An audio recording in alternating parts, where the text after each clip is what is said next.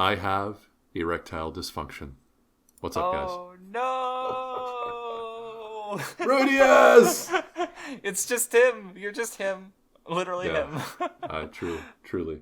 Hey guys, we're here. The ED arc, as it's colloquially known. I've never actually heard that, but it makes sense. Yeah. You really, you have it. That's actually funny.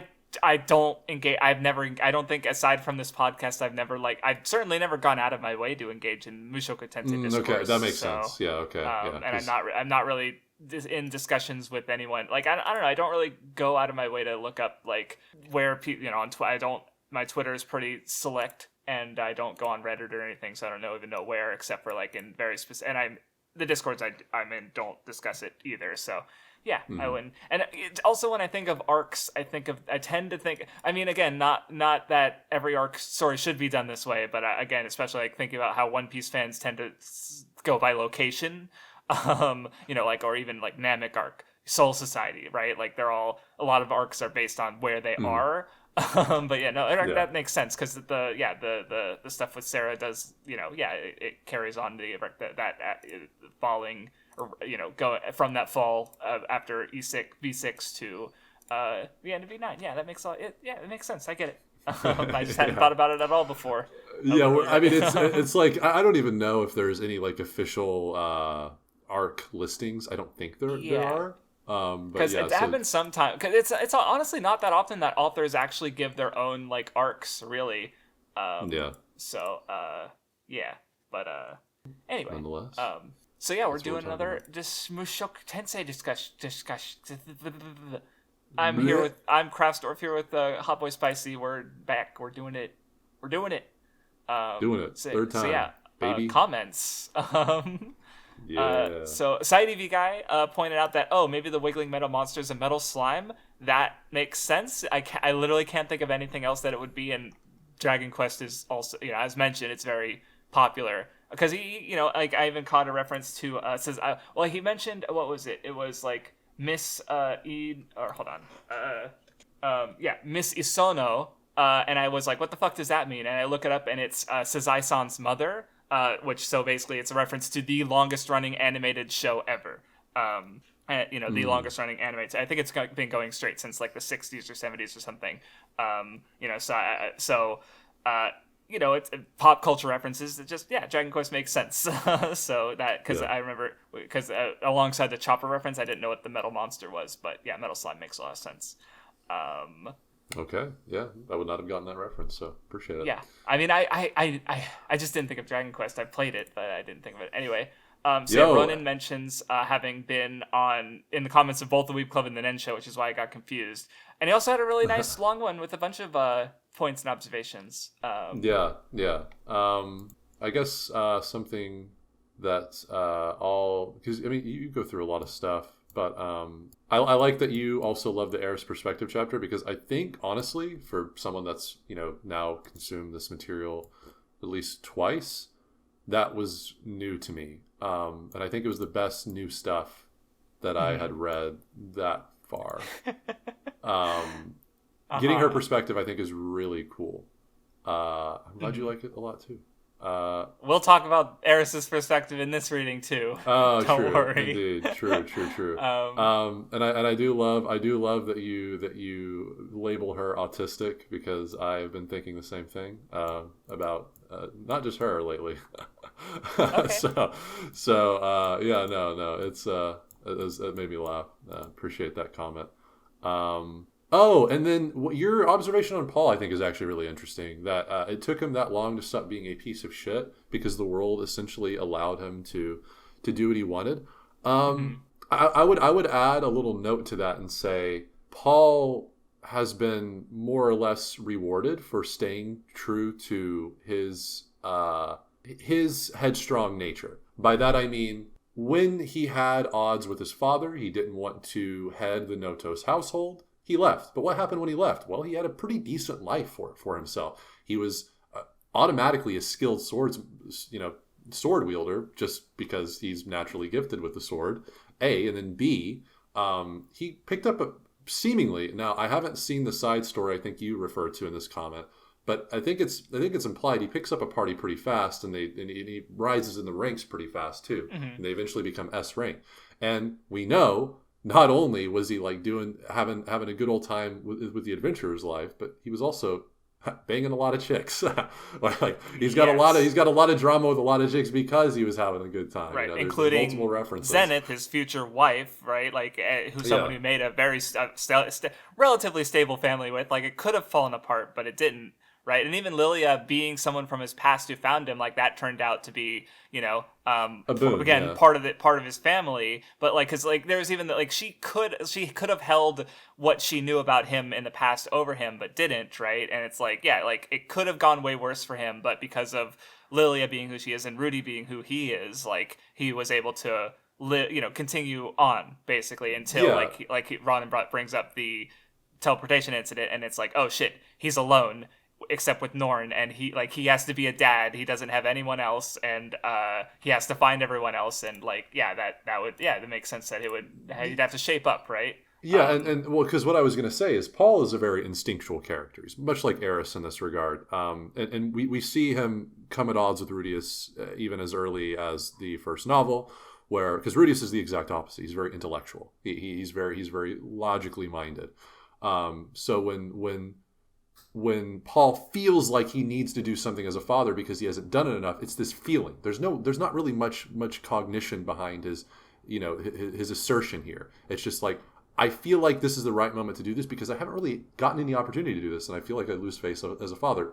He's not really thinking about like, okay, well, does he do stuff like this? I don't see him as maybe it was get to his head, but from what I've seen, like he seems like he's got a good head. Like he doesn't go through all this. Like, and it takes Rudeus having to essentially like nail him down with logic before he's like, okay, what's happening? So we see he all the way back then he has this capacity for being able to humble himself, essentially, even letting go of his sort of instinctual beastly mindedness. I mean, this goes as far as even his actions as a swordsman.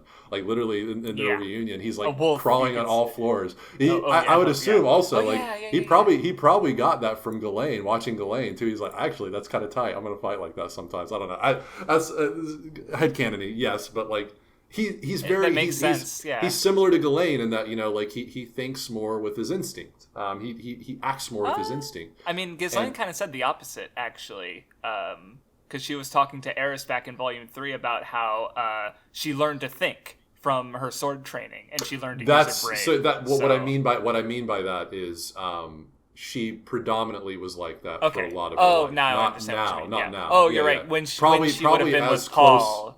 Probably even when she was with Paul. Yeah. Maybe. I don't know what her timeline is, actually. I don't know if we even have maybe in the Paul side story, maybe there is more Ghislaine stuff. So because we know generally, because we know. Was she part of the party with like Elinalise and Geese and Zenith? Was she part of that party? Yeah. Okay, gotcha. That's why it's called Fangs of the Black Wolf. She's Black Wolf Ghislaine. Right. It's like literally named after her. For some, it's weird because it's named after her, but the leader is Paul. Like the de facto leader is Paul. In that case, then she probably like well, I don't know. I remember her mentioning that she like when she was alone, which presumably was after that, she was like getting scammed and she was getting into trouble, and like that's why she wanted to learn like reading and writing and arithmetic with Rudy because of all those things that presumably happened after the fact. Because now she's alone, she's not in a party with someone like with Geese, and so she's got to do it herself. Yeah. Right. So, and then also fast forwarding to their reunion, Paul has this feeling. He's like, Rudeus is he is amazing. He's a fucking kid, but who cares? He's a kid. He's like, the way we even communicate is that of like an adult peer because he's so powerful. Like he not only is he like intelligent, but fuck, he almost got the best of me way back when. Yeah. Like, Rudeus, in a surprise attack as a 7-year-old, right? But it's all feelings. But then when he talks to someone like Geese, who is very similar to Rudeus in the way he deduces everything, he's like, well, let me like quantify it for you, Paul. And then when Paul hears it, he's like, well, shit. He's like, yeah, I didn't really think this through, Geese. And then what happens? He humbles himself at the end of that too, and then they're allowed to. So it's very consistent with Paul. I think that this sort of characterization of him, and what makes him interesting, what makes him and Rudeus' dynamic so interesting, because they're very similar in where their biggest vice is, and it's a lot in that perversion. They manifest in different ways, of course, because Paul is a little bit of a player, Rudeus is not. But also they're the opposites in their temperament. So it makes it for this really cool dynamic. But yeah, that's all I want to say on that. So. Also speaking of that Paul stuff, Motoharu Mark also talks about like the Paul Rudy stuff, especially talking about Paul, like Rudy's perception of Paul as scum, and him sort of seeing that as maybe a bit of projection because both of them grew in that way, in that specific pervy way, and over the course of the volume. But like obviously, like they have this distance from each other. And Paul, like Rudy, when he was around, he kept hearing about Paul, and like when he was at like Eris's place, like he kept hearing about Paul and like going, man, that guy was a piece of shit, But then when he meets him, like he's not seeing how Paul has grown. Oh yeah, I guess there's kind of an inverse there because then Paul is seeing Rudy and thinking of him as he was, as being this incredibly competent, person, but then not thinking of him as like, oh yeah, a kid, right? So I hadn't thought about that inverse there. But yeah, it's neat. Yeah. Oh, and then I do want to mention, it is cool to see a Spanish comment. Thanking us for the Mushoku Tensei comment, because I will say on Mushoku Tensei Twitter, which I am on, there are a lot of Spanish speaking Mushoku Tensei fans, like a lot of them. It's like almost Dragon Ball levels. Like I see as many posts from Spanish accounts as I do English accounts of Mushoku Tensei at this point. It's actually crazy. And that's interesting. A lot of Spanish Mushoku Tensei. It was very surprising, but yeah, no, they're of course, Twitter algorithms, like, but it's still like, that's it. That's really interesting as an observation still. I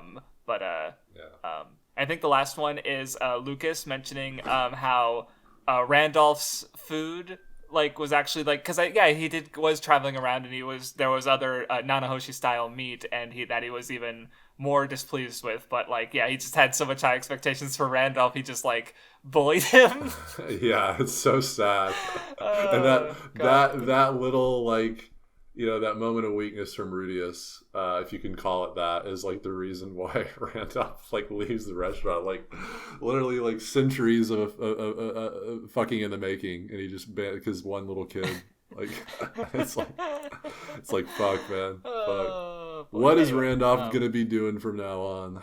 But And then I do have one more from William Rude, who he, as a light novel only reader, didn't realize that Filtz was Sylphiette until they said it, and that was I think to start talking about the reading a little bit, because that was. Did you have any other comments you wanted to talk about? Because that was most. Yeah. So Sleeping Dragon did mention Darius was also the one behind Eris kidnapping in season 1, because I did talk about Darius a lot.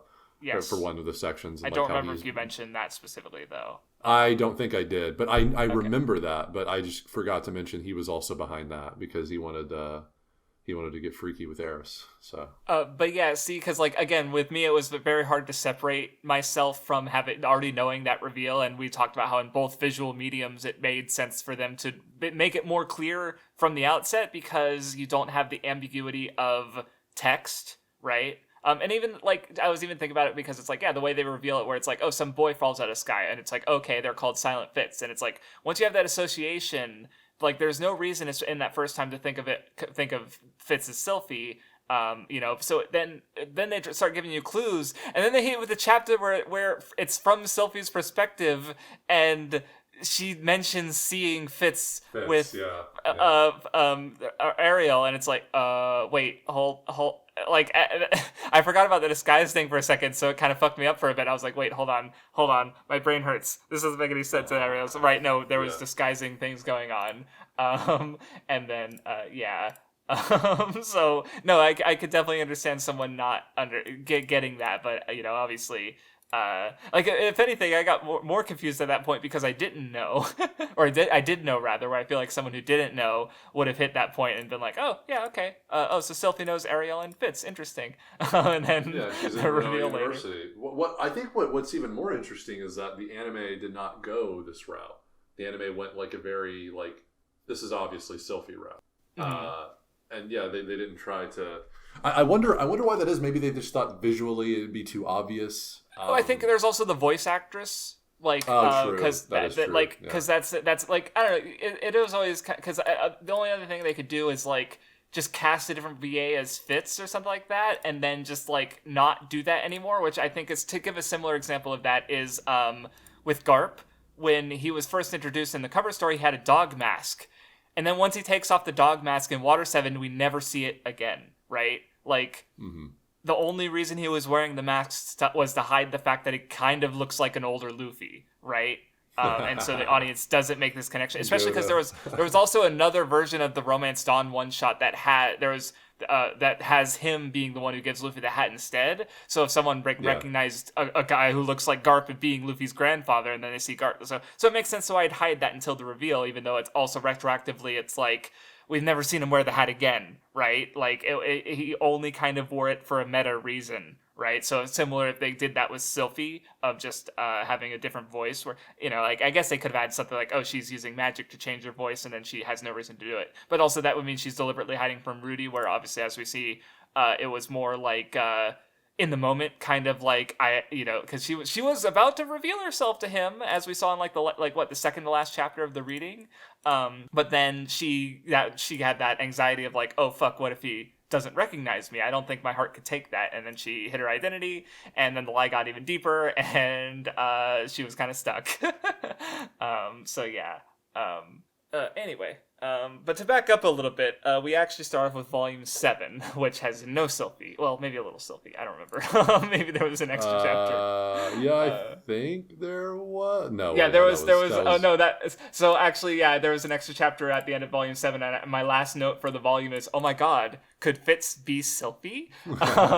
Where it's just, I don't know, me just already knowing and just being silly with it. True. So yeah, a little bit of Sylphie in Volume 7. Anyway.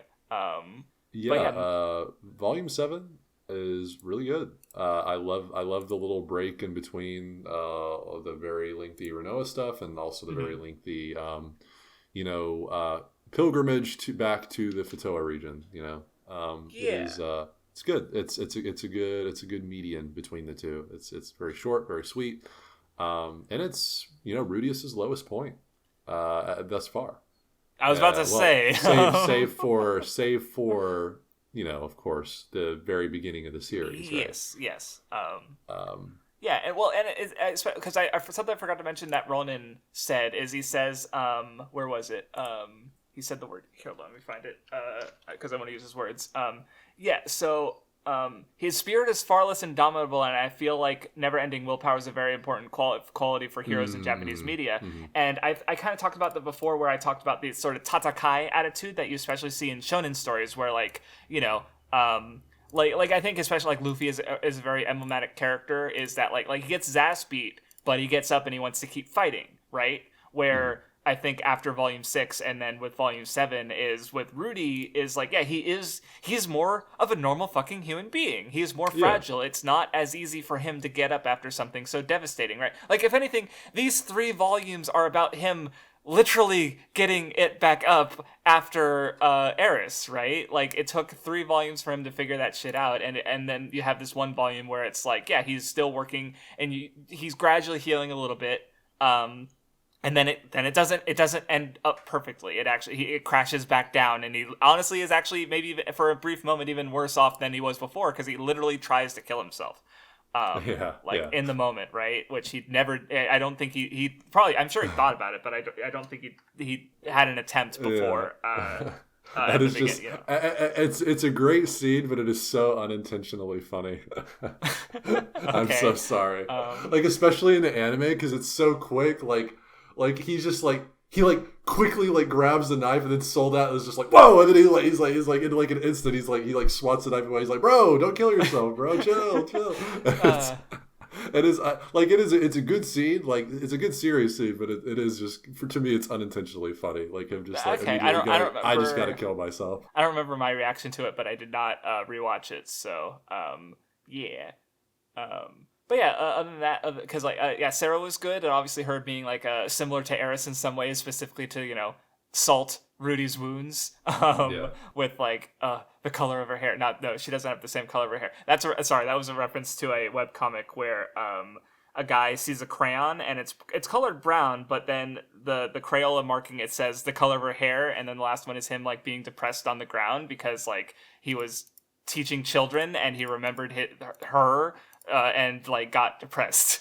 So I just thought of that like feeling of just like being reminded of someone who's hurt you and being crushed by that, and like Sarah being as she is and being more antagonistic to Rudy and more headstrong as a way to like specifically to remind him of Eris. And I think that's a good point leading toward maybe why it was even harder for him to perform whenever they were about to have sex, is because she does resemble personality wise, she resembles Eris a lot. And Eris is the one who put him in this state in the first place, right? So that makes a lot of sense. And then of course the way it goes, psychological ED, right? Sarah, that perhaps if she was a little bit different, perhaps if her temperament was different, this wouldn't have even happened. Mm-hmm. But because it was kind of a compounding thing for Rudeus, she reminded him of Eris. What does Eris remind him of? Abandonment. Boom, psychological ED. But now he's got this memory of him unable to perform now.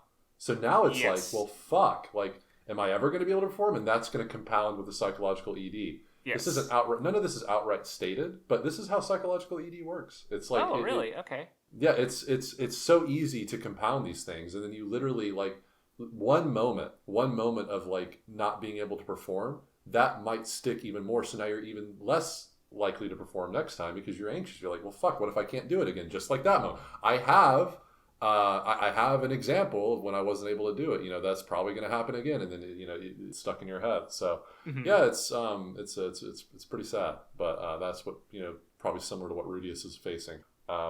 Definitely not speaking from experience, guys. Okay. Well, LMAO. Well, when you said I have an example, I was like, wait, are you speaking from experience? But no, you specified that you did. Okay. I was gonna. Go ahead. Oh. We don't have to get into my stuff. Oh, I know. I'll just say this much to the audience. I'll say this much to the audience. Okay. This stretch of Mushoku Tensei is very. It hits me on a personal level. It hits me on a personal level. Okay, as a guy who's recently faced some of these issues, I understand. I understand Rudeus. Okay.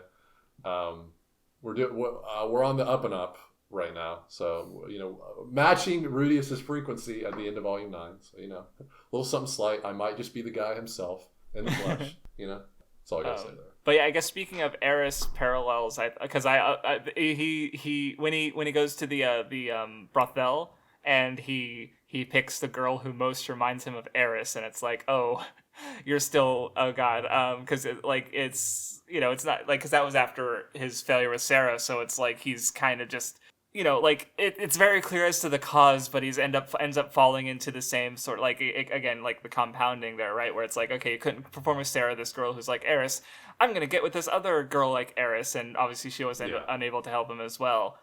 Even though she was, I don't know, one thing, the whole little thing where like he helped the one random girl, and then that made him like well liked by this very specific community, and like that was the neat little thing of, he's just like, oh, he just uses healing and for no reason, just cause, and now all these ladies like him, and it's like, oh, that's nice. Yeah, there's even like, and I love the little slight world building that you get from the dialogue too, where it's a little bit dark, where she's like, I don't remember the exact dialogue, but it was something akin to like, when she grows up, I hope you come back so like she can show you a good time, kind of thing, because you're gonna be special here, apparently. Like, it's a little bit dark. It's like, man, she's already essentially like deems her little sister to be fated to be in the same life, kind of stuff. But then again, this woman, I mean, it could just be the professional heirs, but she seems to be doing well. She seems to be fine. She seems to be fine with it. So, maybe it's not. Yeah, I mean, it's dark in the sense of like they don't have another option, and obviously, because they even mentioned like there's still risks. Like, one concern that she had that I thought you were going to bring up was how like she mentioned how it's not too unusual for someone to use healing magic and then like charge you after the fact. Yeah, like I help, like a sort of extortion kind of scheme. So, and which of course Rudy didn't do, which is why they caught his attention, or why he caught their attention, excuse me. Yeah, and that goes into this region while being more similar to Ashura than, say, something like the demon continent. It goes into like how prosperous Ashura is compared to like everywhere else. Because yeah, I do like how that felt like, the atmosphere of the region, like, everyone, it felt poorer and it felt more dangerous, and I do like that. Yeah. Yeah, cool stuff there. Other things, I think I love the dynamic with Rudeus has with Counter Arrow and how that branches off to Soldat. How he's essentially devoted himself to being just like Mr. Nice Guy no matter what, because if I'm not, someone might leave me again, like Eris did. Is like so cool. It's like, yeah, like he's truly just reshaped a lot about him just when he was regaining his confidence as a kid. In this new world, it completely shattered again. Now he's like starting from square one. He has absolutely no confidence in himself, and even that is starting to get a little bit built up now by near the end of this reading with some of his exploits. But even still, because he's been torn down so much, he's still unwilling to like acknowledge the same man that other people see. Like the Emperor tier mage, even potentially, given what. Badigadi said about that one spell in particular being Emperor tier. But regardless, what I'm trying to say is just that much, is that it's cool to see that these things affect him so much. And it goes back to what you're saying too. He's not the hero because like the things linger with Rudeus for a long time. Like even when it like seems like he's doing better, like there's always some slight tinge there in his dialogue that goes, oh, he's still like not over these experiences that have torn down his ego, right? Or his self-perception, rather. Ego is a little bit different, but it's cool. It's cool. And then, speaking of Soldat, I don't know what you're gonna have to bring up next, but I wanted to talk about him a little bit because I don't know. I like his stuff with Rudy because especially like I don't know because he seems like he's just jackass character. But he does have the interests of others in mind. He's just toxic about it, and then like the way he like clicks with Rudy after like Rudy's just like lost his shit. Like he's after the failure with Sarah, he's just broken, and Soldat like legitimately just like, okay, you know what? I've gone too far. You're finally being honest with me. That's what I fucking wanted out of you. He's just, I'm gonna fucking help you. Let's fucking go, buddy. And he just, Rudy needed someone at that moment, probably more than and then he had it, and like even after Eris left him. Like obviously at the most, he would have needed her with him, but like that wasn't happening. So like, now Soldat was here, and he just swoops in and gives him a hand, and I don't know, it was really nice, and especially because like, there's that like, I remember watching it for the first time and being like, man, this guy's a fucking asshole, and then having that flip in perspective when it's like, no, wait, he's actually a bro. Hold on, and just it's really refreshing, I think, and Soldat good. Letting Rudeus beat up on him, is the first like, oh wow, this guy like he has some nuance to him. And I think adding to that something that's obviously not explicit in the text, but a little bit of my interpretation is that I think not only did obviously Soldat, he meant what he said when he says, you just think you're like the most fucking decrepit, oh, woe is me guy here. Well, fuck you, man. We've all been through some shit too. Like, everything you do is sort of a ploy that like, oh, thank you this, thank you that, whatever.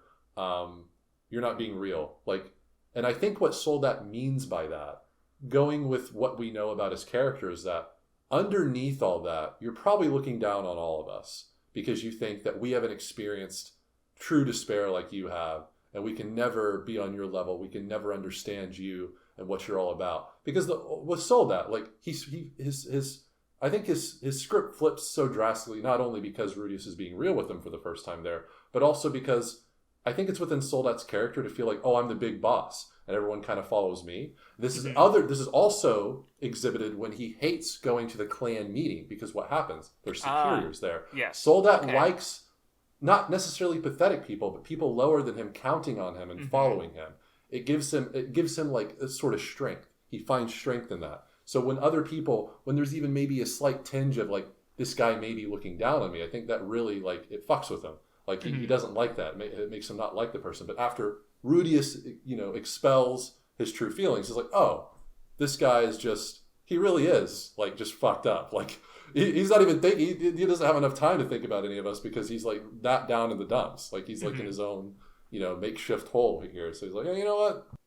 Let me pick you up. Follow me, Rudeus. And that's where it goes. Like now Rudeus is following him, listening to him. So he's like, yeah, I'm the big boss. I'm the big bro. So that's kind of like psychologically what I feel like is going on there with Soldat. I don't know if I'm on base there. That's kind of my interpretation. It's certainly a fair reading. It seems reasonable, but I don't know how significant he is after the fact. Because like we do see a little bit of him in like you said, the later volume with the meeting and stuff. But yeah, and even in the next volume, because he's there when Rudy takes out the dragon at the start. Yeah. But yeah, anyway, to talk about, I don't know. One thing that wasn't there in the anime is, I don't know, maybe there was more and I just completely forgot about it, which is also reasonable. But like, I don't know, getting the little end point with Sarah and seeing her perspective of the whole thing. Like, one thing I was thinking about with how Rudy has the Grey Rat name, where, generally speaking, it's benefited him a little, but obviously he did not have the noble upbringing that Sarah assumed of him at the start, right? Where he's like, oh, this guy's some fucking spoiled adventure, coming out here to do adventures, and he's just gonna go cry home to mommy when it gets tough for him. And it's like, no, he's really fucked up, actually. And I don't know, I like the way how, like, after their fight, they both sort of had this mutual, like, oh, maybe I wasn't being as understanding to the other person, and I hope if we meet again, like, we can, start at a better position, so, like, they both end up at that point, sort of, and, yeah, that was nice. I hope we see more of Sarah. Oh, yeah, and also, so I think...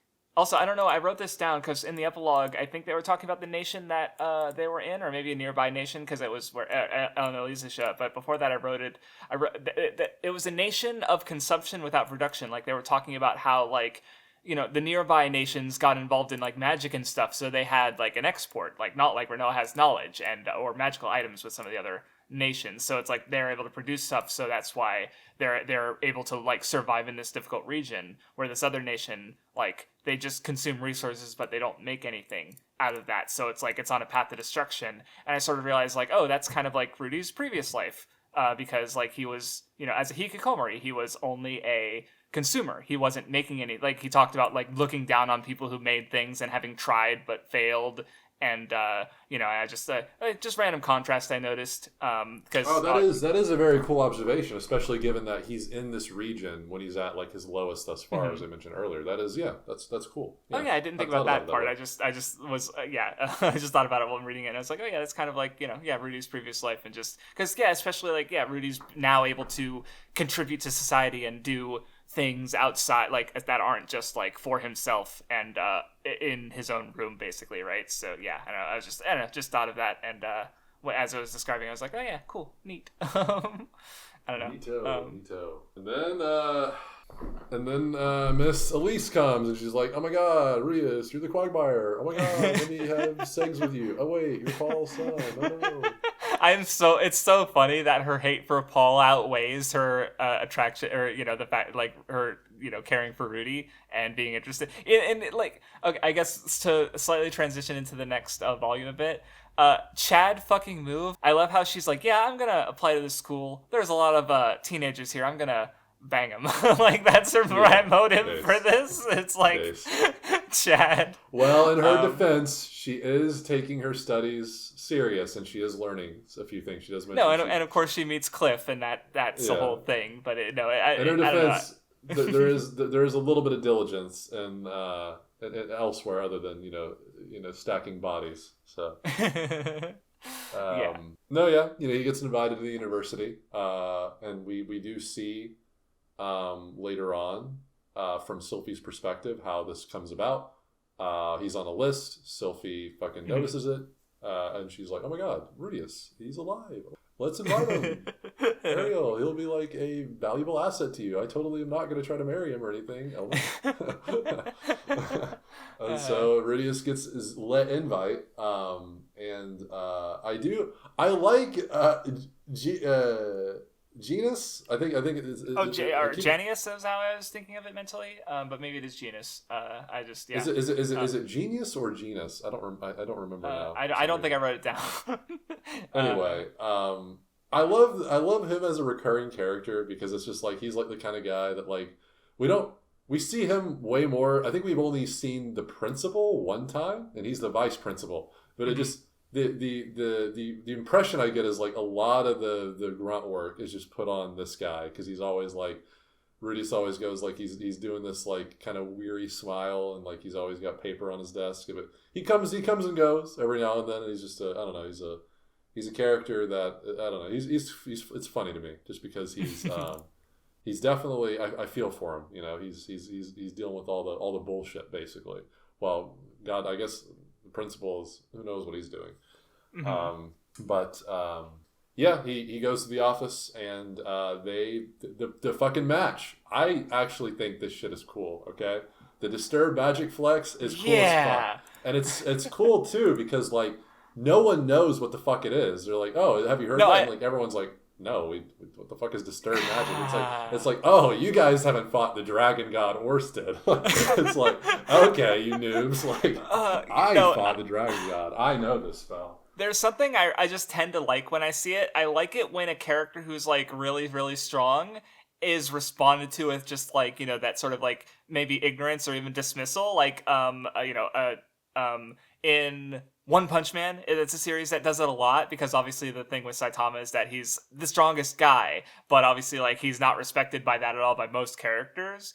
Or there's some other scenes in like I think Overlord has some stuff like that. Even One Piece, I got that feeling during Dressrosa when he's Lucy in the Colosseum because it's like this guy's fucking like Luffy. He's an incredibly like dangerous and noteworthy pirate, but they're just like, oh, who's this random ass old man? Holy shit, he just one shot a giant. What the fuck? Like I don't know. I like that.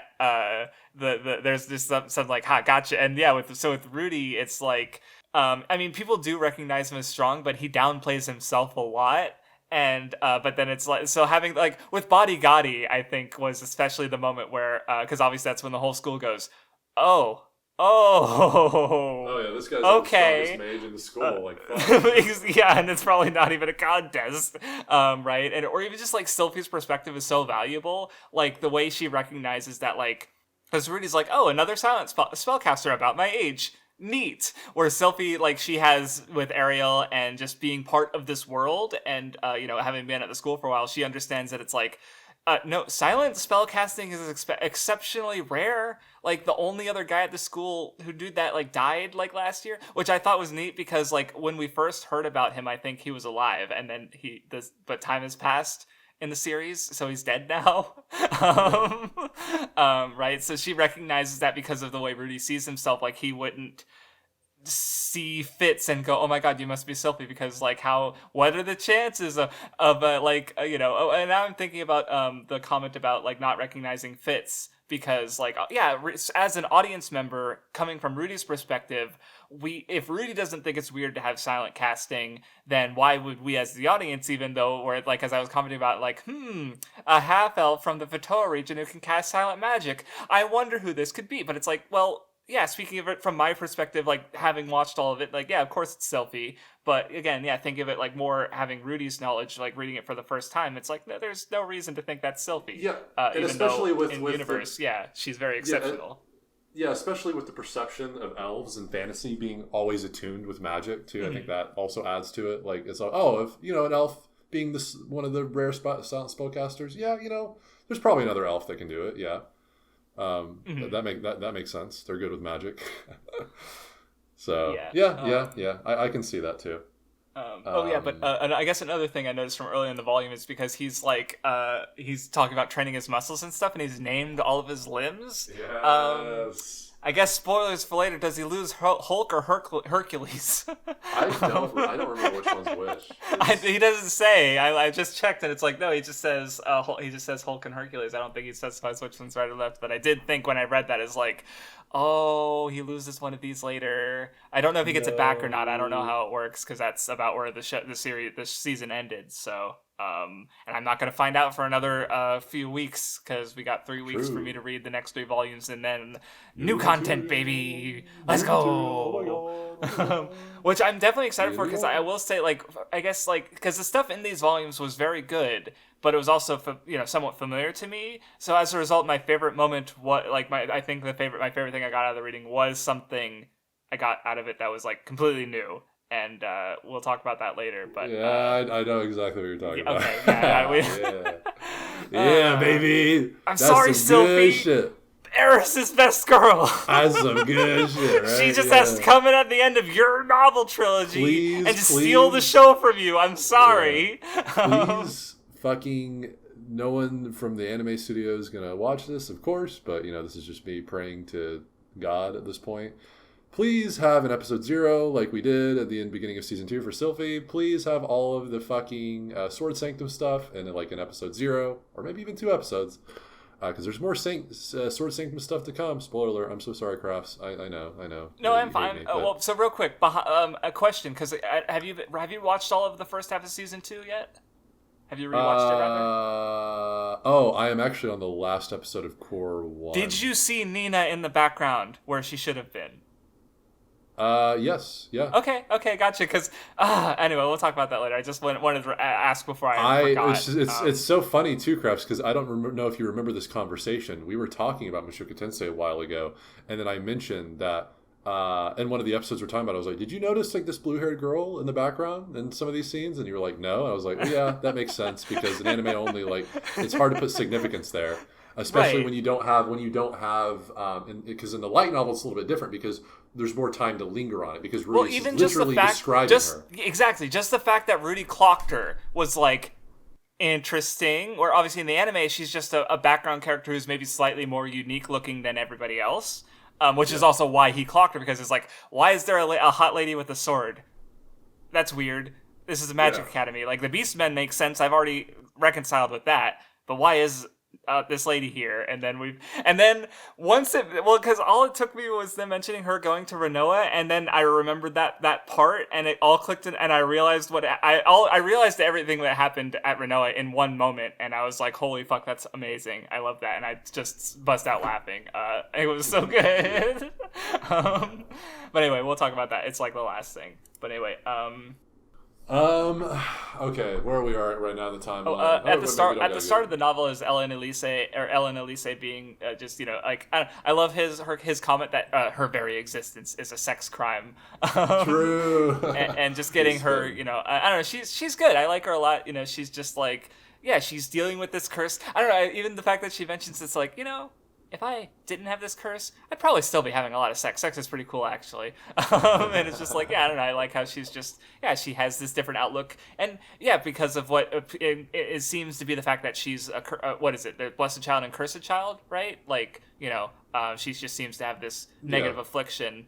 And, but it's like, it's not a blessing or a curse. It's just kind of how she's just managing it fine. There's no problem really. But right? I think this gives more respect to Cliff, given that she said that, like, even without the curse I'd probably be like kind of slutty, but then now she's still afflicted with the curse, and she's trying to maintain monogamy with Cliff, like to her best ability after they get acquainted, because as she said, no man had truly captured her heart. So, big W to Cliff. Big W to Cliff, man.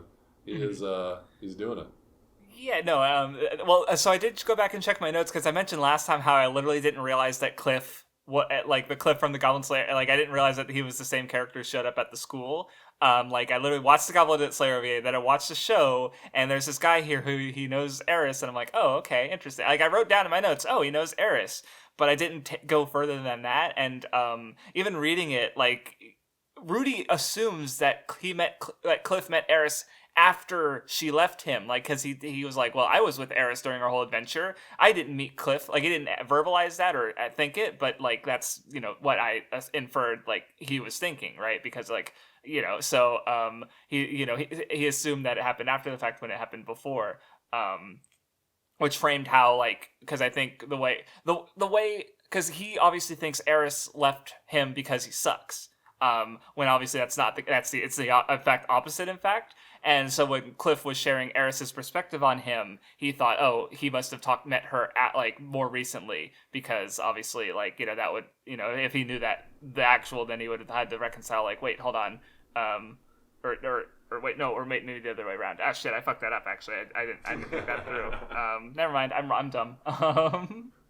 It'd be like that sometimes. I feel you. Because I realized I had it doesn't make sense. Never mind. Happens to the best of us. As far as Volume 8 material, I actually really enjoyed the read, surprisingly, even though like it wasn't that long ago. I was watching Core 1, and this is coming off the back of Core 1 is Season 2 anyway. This is coming off the back, too, of like reading some of this in the manga already, the Mushoku Tensei manga. Yes. And so this is like, technically my third time experiencing this, but I had, honestly, the most fun in my light novel reading of this. Literally the third go through. I was enjoying it a lot, getting acquainted with everything. I knew everything that was going to happen, but I just being able, because you get more detail in the light novel, and a lot of it is actually really, really good. Rudeus' perspective, how he's feeling about everything. You don't get that level of detail in the manga or the anime. So it's cool to see. Even going as far back as the confrontation he has with like the gorilla girl with the panties and stuff, and how he's I don't remember what is going through his mind, but later on you get Sylphie's perspective. And you don't get any of this in the anime or the manga. In Sylphie's perspective, she's like, well, it's crazy to think that, Rudeus was holding back so much because he could just wipe the floor with everyone here, like no questions asked. But what Sylphie doesn't know is like, Rudeus, this is like PTSD for him to his old life, like this situation, right? Like she even notices that he's using earth magic to keep himself to keep it from being visible, right? No, it's cool. I think what really hit home for why this reading was really enjoyable for me is because that added detail that I haven't gotten before in my previous readings in this specific section. But I think pretty much right around where we're going to be is where I started going into the web novels. So that way there's that'll be interesting because obviously, especially with like the extra chapters, it's very possible that these were added during light novel publication and not during the original run. So I'm very curious as to like which ones you'll notice are new at that point, because like at this point it's like you're obviously comparing it to material that the anime isn't going to be like just the way they're adapting it. They're not going to be able to get every little detail or like all these other characters, especially the other characters' perspectives. That's probably one of the biggest things that the anime was lacking, right? But obviously those things were probably in the original web novel as well, where an extra chapter that wasn't in the web novel but is in the light novel is interesting to think about. Because I will say I do remember reading the Sword Sanctum stuff with Eris in the manga, so they at least put that in the manga. Yeah. Mm-hmm. Yeah. Gotcha. But yeah, I guess some other. So I mean, obviously the thing you mentioned, the thing with the gorilla, Gory Day. I forget what her name was. But like the punchline that we get in the volume in the volume 9, where it turns out that they weren't actually Ariel's panties that Rudy had happened across. It was actually Sylphie's panties. And speaking of panties, he burned Eris's panties, and now she has a pair of his underwear, but there's no like swapped match. In his possession, he got rid of. So it's like, no. I have a feeling they're not going to bring that up though, but maybe. Maybe. But it's what else? I thought that because I don't know, Elinalise and Rudy have a neat dynamic. Like I think we've already talked about it a little bit from the I'm second so, half I'm of so season sorry. 2. I have to put this on. I have to interrupt you. I'm so sorry. Because now that you mentioned, I completely forgot. I can't get it out of my head now. This is pretty vulgar, but this is what Eris is doing. This is just canonically what she's doing. She's like, hard day of training, sweaty as fuck. Before she goes to bed, obviously she doesn't take a shower because we're talking about Eris right now. And she's just in training mode. She goes, she's looking around. She's like, all right, Ghislaine's not back yet. She brings out the underwear. She just starts flicking and being like mad. She's just going to town and then just passes out as soon as she's done. That is 100% what Eris. That is 100% canonically what Eris is doing. I do not care, bro. She's got that gray rat blood in her, bro. She's up to some shit. Okay. Anyway. God. I mean, there'd be no hiding it in general. Audience, with that visualization in your head, now we shall continue. God damn it. Ghislaine's she. Like even no matter where she hit it, she'd be able to tell it was there because she good sense of. So it's not like there's any hiding it. But anyway, God damn you. But I was gonna say, well, I was just thinking about how, like, because later on, when Rudy's been cured of his erectile dysfunction, at that point, Elinalise is like involved with Cliff, and obviously Rudy's married at that point. So like, you know, they even though they're both horny on the road, they still don't end up having sex with each other. Even though they're alone, no one would know except for them, right? But they still don't, because they're both in love with the person that they're involved with, right? So they don't want to do it with other people anymore. But then at this point, when they go to the academy, is Rudy has erectile dysfunction, so he can't even, and he does think about wanting to. Like, yeah, he there's thinks literally about, like, a scene where like she's in his bed when he wakes up, and he's just like, damn. He's like even copping a feel. He's like, fuck. God, so many times where he's just like, does this get me off? And like when he has Lillian and Prasenna tied up, and he's like, nope.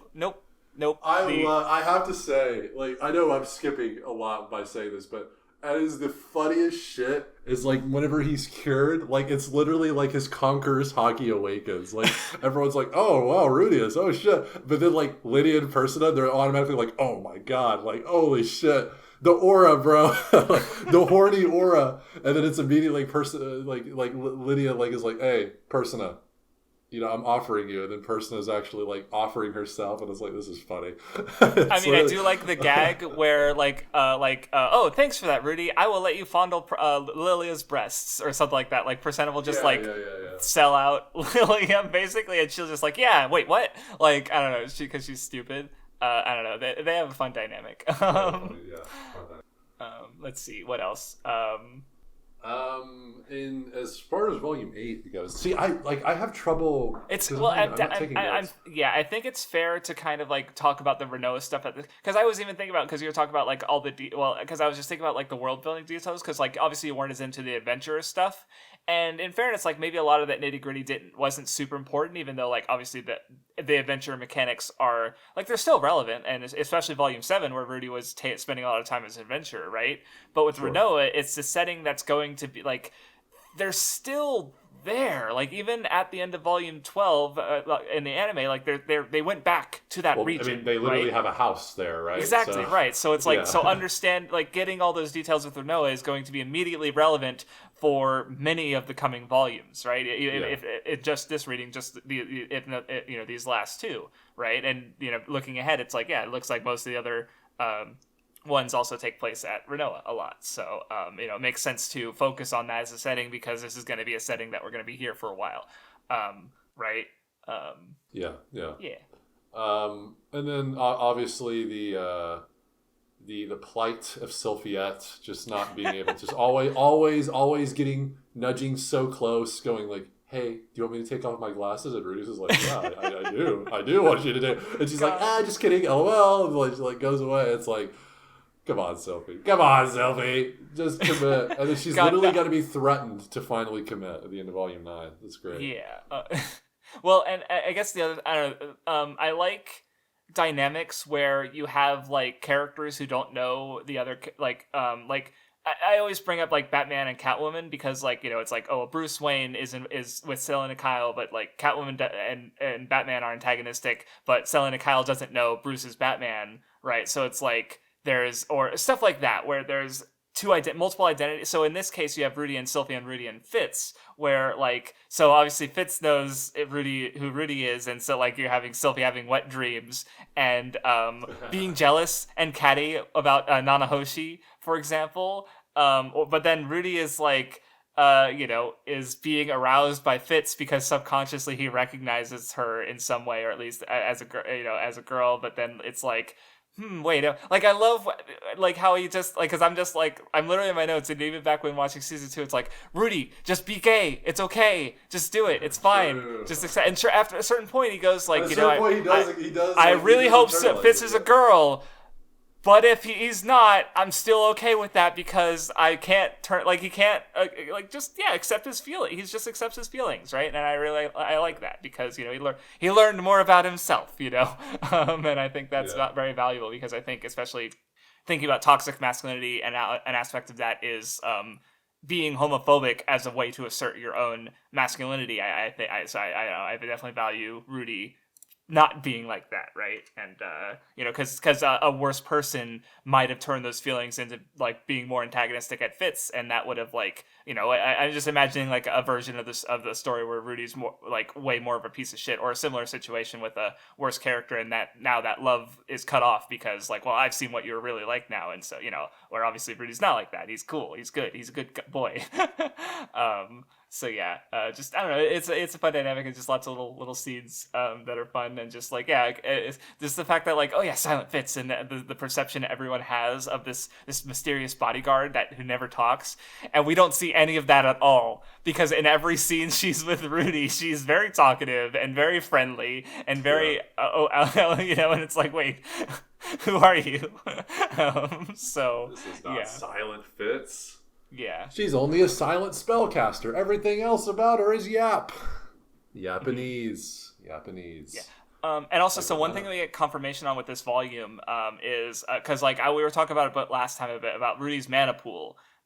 Because because they even mention how practicing magic before when you're like age 5 or younger will give you a dramatic increase. So at first I was like, oh, okay, that explain because you were like, well, why didn't Sylphie's magic grow as much as Rudy's? And it's like, oh, because she learned a little bit later. But then no, they directly say what I needed to hear. Apparently, Rudy's massive mana pool is well beyond even what that hard work would. Because I remember where this is addressed, but you didn't. So I was like, I didn't want to say too much because I wanted you to just be surprised again.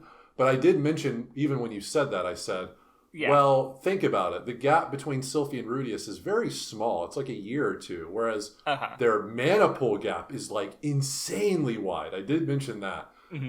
But I think you were saying, or maybe I'm thinking of something else, but I think you were saying something related to this. Are you referring or insinuating something later? And you said no, but which I thought might have been I might have thought, I don't know, that might have been something else. So never mind. But okay, no, yeah, that's what I needed to hear. But yeah, thank you for leading me to that already before I got there. But yeah, so I'm wondering what the fuck that's about, because the thing that trips me up about it is because like it's different. Like, I wouldn't say he's a blessed child because he didn't have that mana from the beginning. He ran out of mana when we first saw him practicing magic. Sometime in between then and now, he got a massive mana pool well beyond what he should have, right? Yeah, what I see in that is that like, he has a way larger gauge of potential than everyone. So as long as he was like diligent in maximizing his potential, his ceiling is just way higher. That's how I think that's how it's supposed to be interpreted too. Gotcha. Yeah. So he had a more flexible magic pool than is normal, basically. Yeah. Okay, that makes sense, right? Because I guess his reincarnation constitution makes him that way. But maybe, okay. I think what's interesting too is when you get into the intricacies of him like compared to someone like Laplace, who he's compared to the most. Yes. All the demons are like, oh wow, you gotta. Well, they even say specifically, both Badigadi and Kirishika say you have a larger mana pool than even Laplace himself. But I love the little nuance that Badigadi gives in that like, oh yeah, like your mana pool is like comparable to Laplace, but like, first of all, you can't coat yourself in battle aura. Well, Laplace actually couldn't either. Neither did we ever see him do that. But also, if you used... Because Rudeus was like, I wonder what spells he used. And Badigadi's like, your body is not going to be able to hold up like Laplace. You're not going to be able to do the same shit Laplace does. So getting that nuance there is like, okay, so Rudeus like even has more mana capacity than the guy himself. And also like, I mean, Laplace is the demon god. The only demon with the moniker of God, and can't use it either, right? And can't use it either. So like, goddamn, is Rudeus? But then you're like, oh, but like the spells Laplace was using, Rudeus, you're just never. You're like a human, bro. Like, yeah, you're not going to be able to do that shit. So it's like, okay, well, Rudeus is not. He's not that guy, right? Necessarily. Or if he had, but at the same time, like he just sort of goes like, oh, I guess I'm not all that special then. But it's like, no, you're still incredible. You just have to realize that like he just has a different potential to realize. I would think, right? Like just the fact that like Stone Cannon, a basic level like Earth spell, like because of his intelligence with it and like his ability to use it is like he literally makes it like what king tier, like he could fucking so Badigadi says specifically, he says he thinks it was emperor tier. That emperor. specific That's right. Or he needed king tier or more to beat his barrier, and then Bodyguard is like, nah, that was emperor tier. So shit. And it's like, just by leveling up, like he cast your basic fireball at a higher level, and just that, like that was the level he reached, right? Like I think, didn't he make it like hollow point like a bullet or something like that? Like, Jesus Christ, that's terrifying. Maximum fucking spin, like he's just maxing out all the stone cannon stats. Yeah, and I don't think they established this before this reading, but they also mentioned that Orsted had a similar, because I think this was in the sword sanctuary chapter, because they mentioned how Orsted has a similar barrier where he can only be hurt by a certain attacks of a certain quality. His battle aura is that strong. Yeah, and so Nina's like, no one could hurt Orsted. What the fuck are you talking about? That's impossible. And it's like, it's Rudy. It's Rudy. And because something I was going to mention is like even that idea of like hollow point. That's like a very like modern. Yes. Like his other world. Literally, the knowledge from his other world, like ballistic knowledge, is like enabling him to do this with the stone cannon. Because other people, they don't have that imagination with it. So his advantage. It sort of calls back to what I was talking magic, about. In the first reading, with how his skills from the real world that didn't help him, or not the real world, our world. It is a real world to him, in this fictional setting. But that knowledge didn't help him in that world.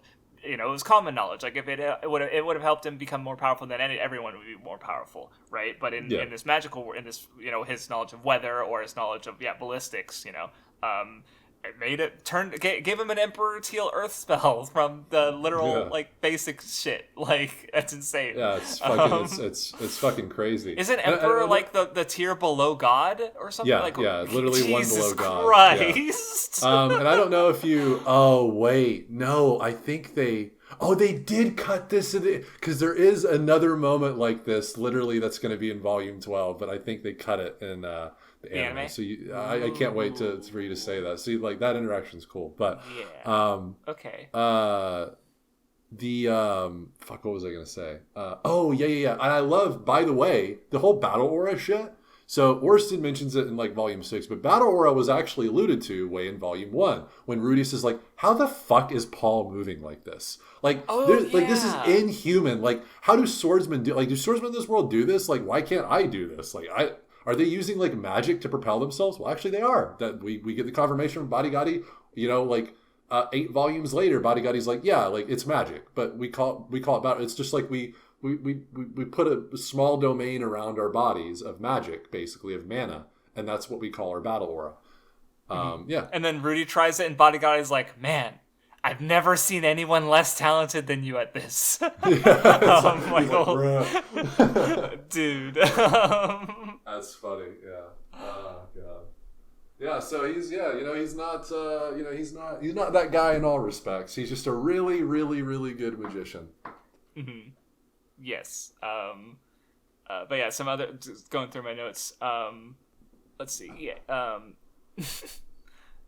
So we talked about the slavery stuff a while ago, just based on my perspective of the anime. But to sort of refresh that discussion is, I think what I thought was interesting about it is that like he doesn't really introspect about it. He doesn't morally because he comes from a world with a very different moral setting, right? Like where obviously slavery bad. But then he's like, okay, well, Zanaba, he can't use the magic to make these figurines, and he can't, he's not, he doesn't have that skill. So they get specifically one a very specific, and even Fitz is just like, oh yeah, we should maybe get a slave, that might be it's just normal in this world, right? Yeah. And I guess the way I thought, one of the things I thought was interesting about that is because, it would have definitely been a point for there to be a friction between the morality that he knew and this new morality, the morality of this world that's new to him.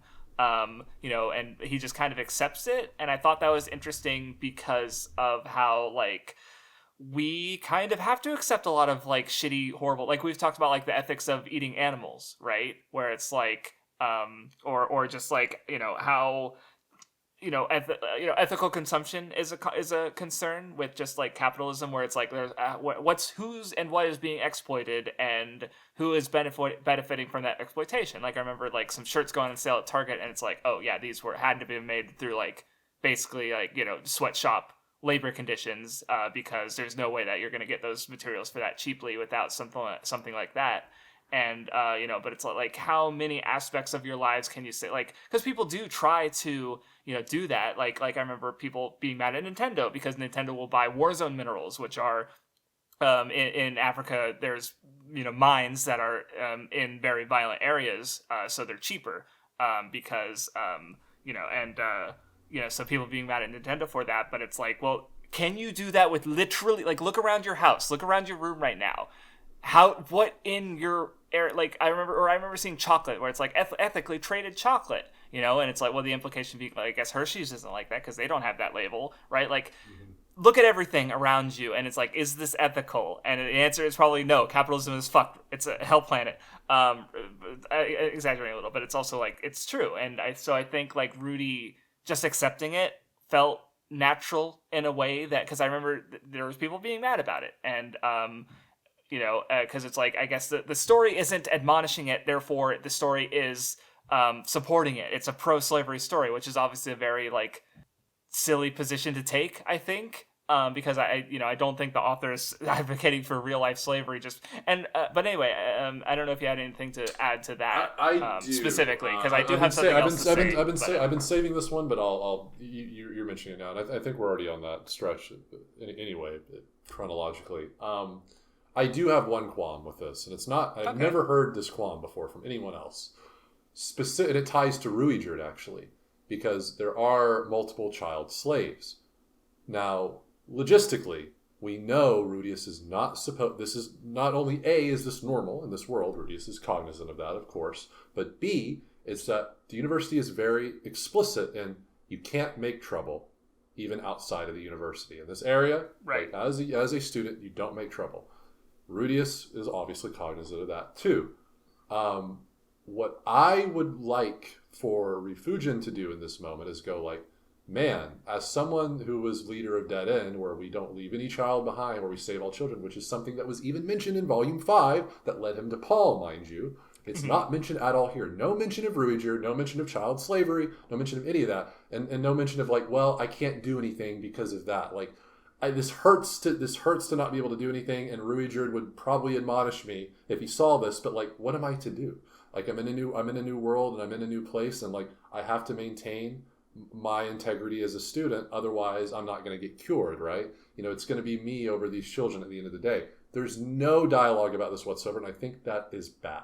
I think it's necessary here, especially for the majority of people who are saying that, why is Rudeus just like willy-nilly, like just kind of accepted this without any mention of it whatsoever? But I think where it becomes bad is literally there are multiple instances where you can point to Rudeus being cognizant of like, I used to be, or I am, or I'm still, a friend of Ruijerd, and I was a part of Dead End, and we don't leave children behind. There's literally child slaves here. Like, at least mention it. But again, he doesn't have to be the hero here, because logically, and given his priorities now, it makes sense for him not to do anything here. But at least think Ruijerd is a man who could like just assault a castle because he didn't have anything to lose, right? Yeah, exactly. But like, I need that tension in Rudeus's mind, because it just feels inconsistent to not have that. No, I think I hadn't thought about that, but I do think that's completely fair, because he was with Ruijerd for a while, and that would have and like, especially since you mentioned it already being a thing in Volume 5 with the before he met his dad, like that led him to his dad, right? Like It at least like him, that definitely would have been. I feel like there should have been, at the very least, like he should have been uncomfortable with it and been like, and not only just because of like obviously the situation given his previous life and how he probably would have thought of slavery, but also like, what would Ruijerd think right now, seeing me not do anything about this, right? I feel like that should rub him the wrong way, to the point where he's in the moment thinking about it. To not have that here feels odd and inconsistent, to say the least. I that makes a lot of sense. I hadn't thought about that, but no, I think you're completely right there. Yeah. Because again, like it's not like it's not like Rudy has to knock over the slave trade industry. But he has, again, at least thinking about it, right? Like having that's my awareness. I think is what was necessary. Yeah, I think that's fair.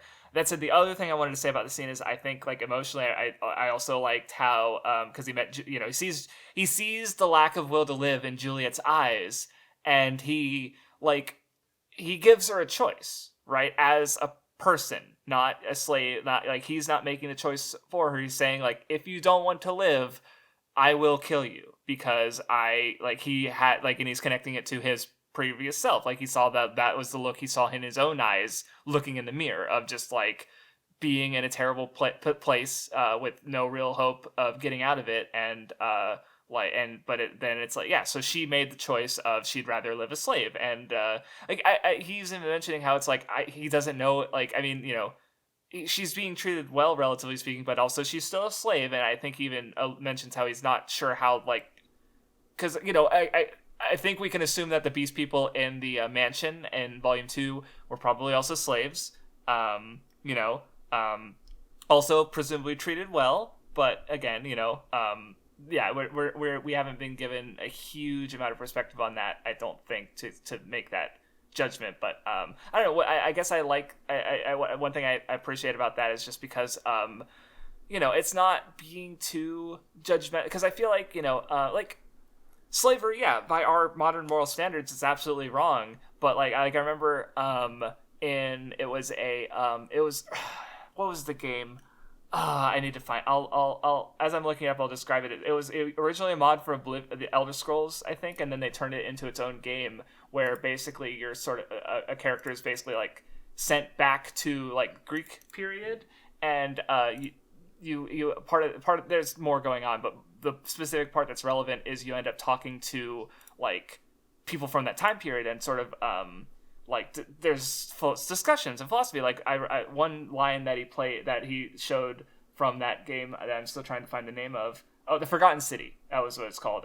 There's a Super Bunny Hop video about it, but there's a where your character mentions slavery bad, basically, and the guy's like, well, what? I think it's very he specifically says it's actually like morally right, because it's better than just executing them or leaving them as prisoners. Like, they get to be productive and they get to live, right? Because if you think like different time periods, like, do they have the resources to leave war criminal, people who we're trying to kill them? Like, I don't know, there's reasons to see it as like this is a fair thing to think, but obviously, like, we're thinking about it from our modern perspective, and and especially, like, again, thinking about it like in this series, I'm not sure if I'd specifically make the allegory, but I know the author of Shield Hero specifically uses slavery as a way to comment about employment and capitalism, and wage slavery, right?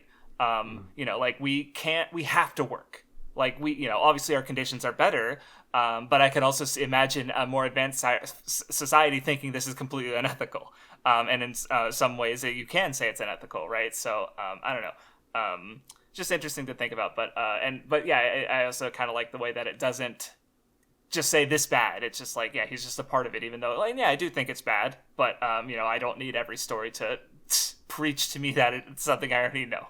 And seeing it not being handled in the morally right way, I think it makes for an interesting discussion, so, and I don't know if you had any more to say about that aspect. I completely agree. Yeah.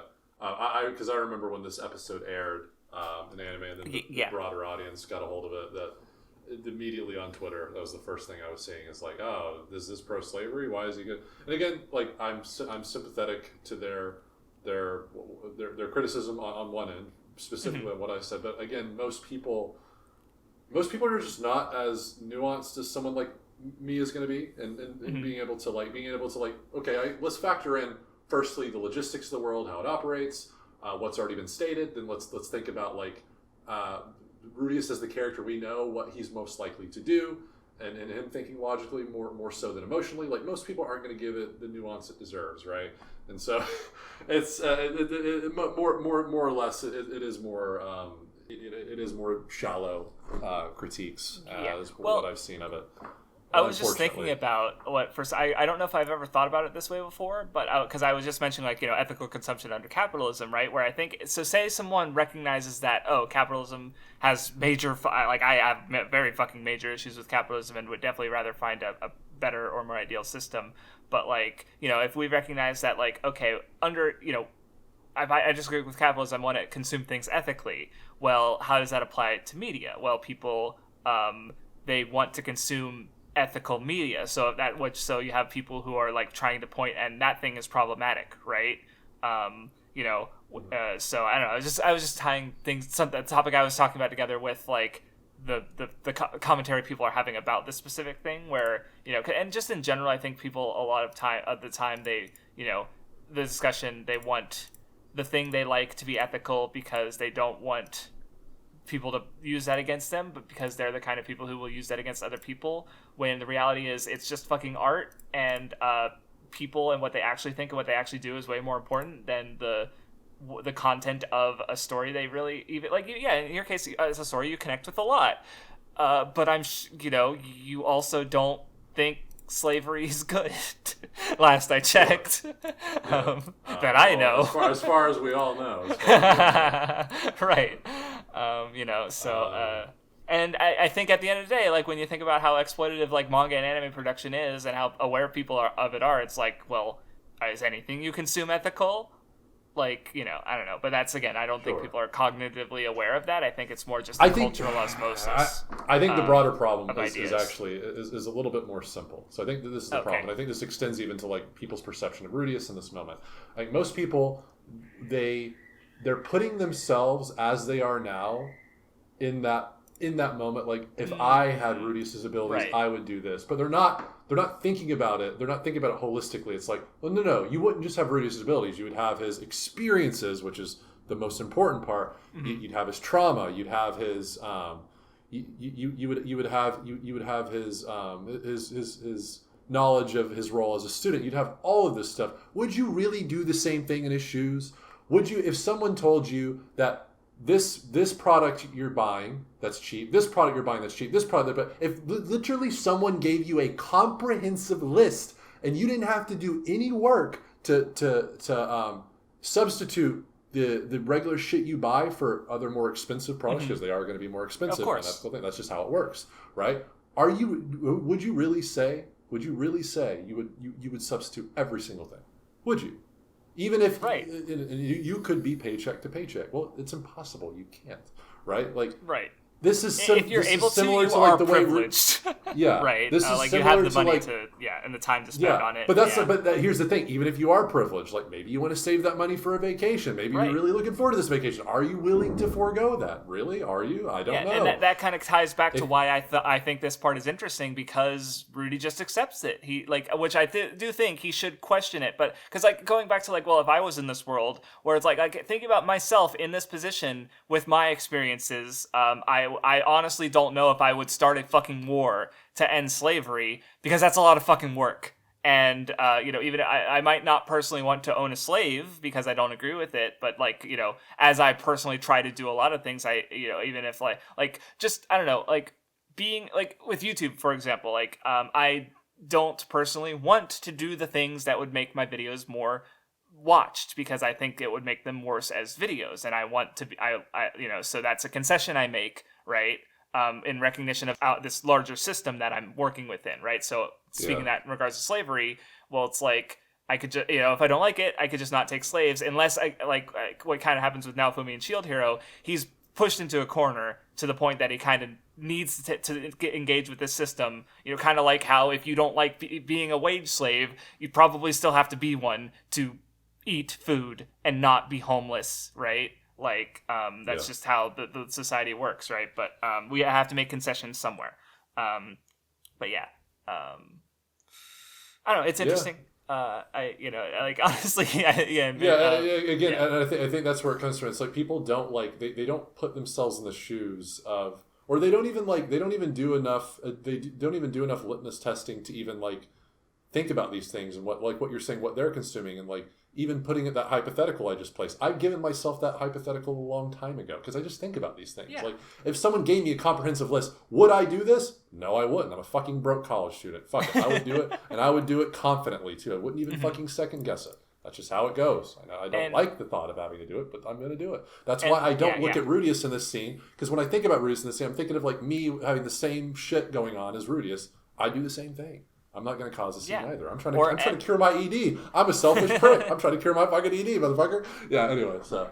And just to give a personal like anecdote or equivalent, I guess, is like I recognize I don't think eating animals is like ethically good. I don't think but they're tasty. I don't have a logical reason. It's purely like hedonism and just meat good. Like, that's it.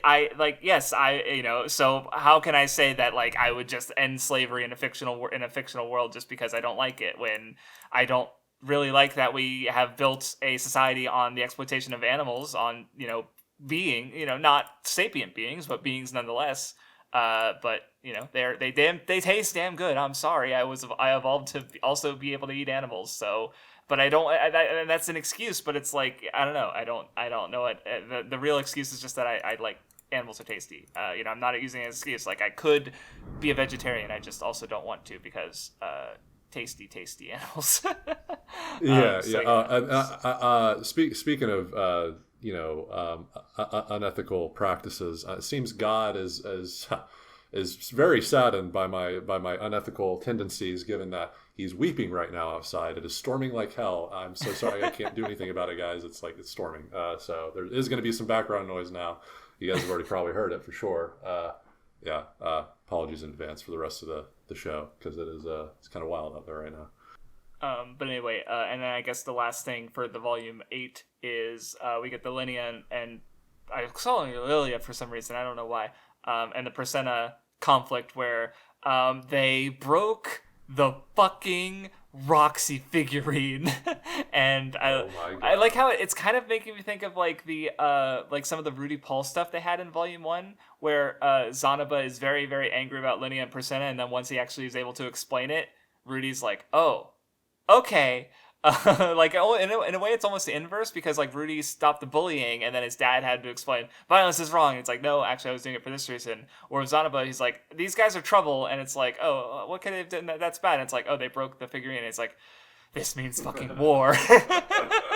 And that's the first moment Julie knew that the Grandmaster is a force to be reckoned with. She is someone to be feared.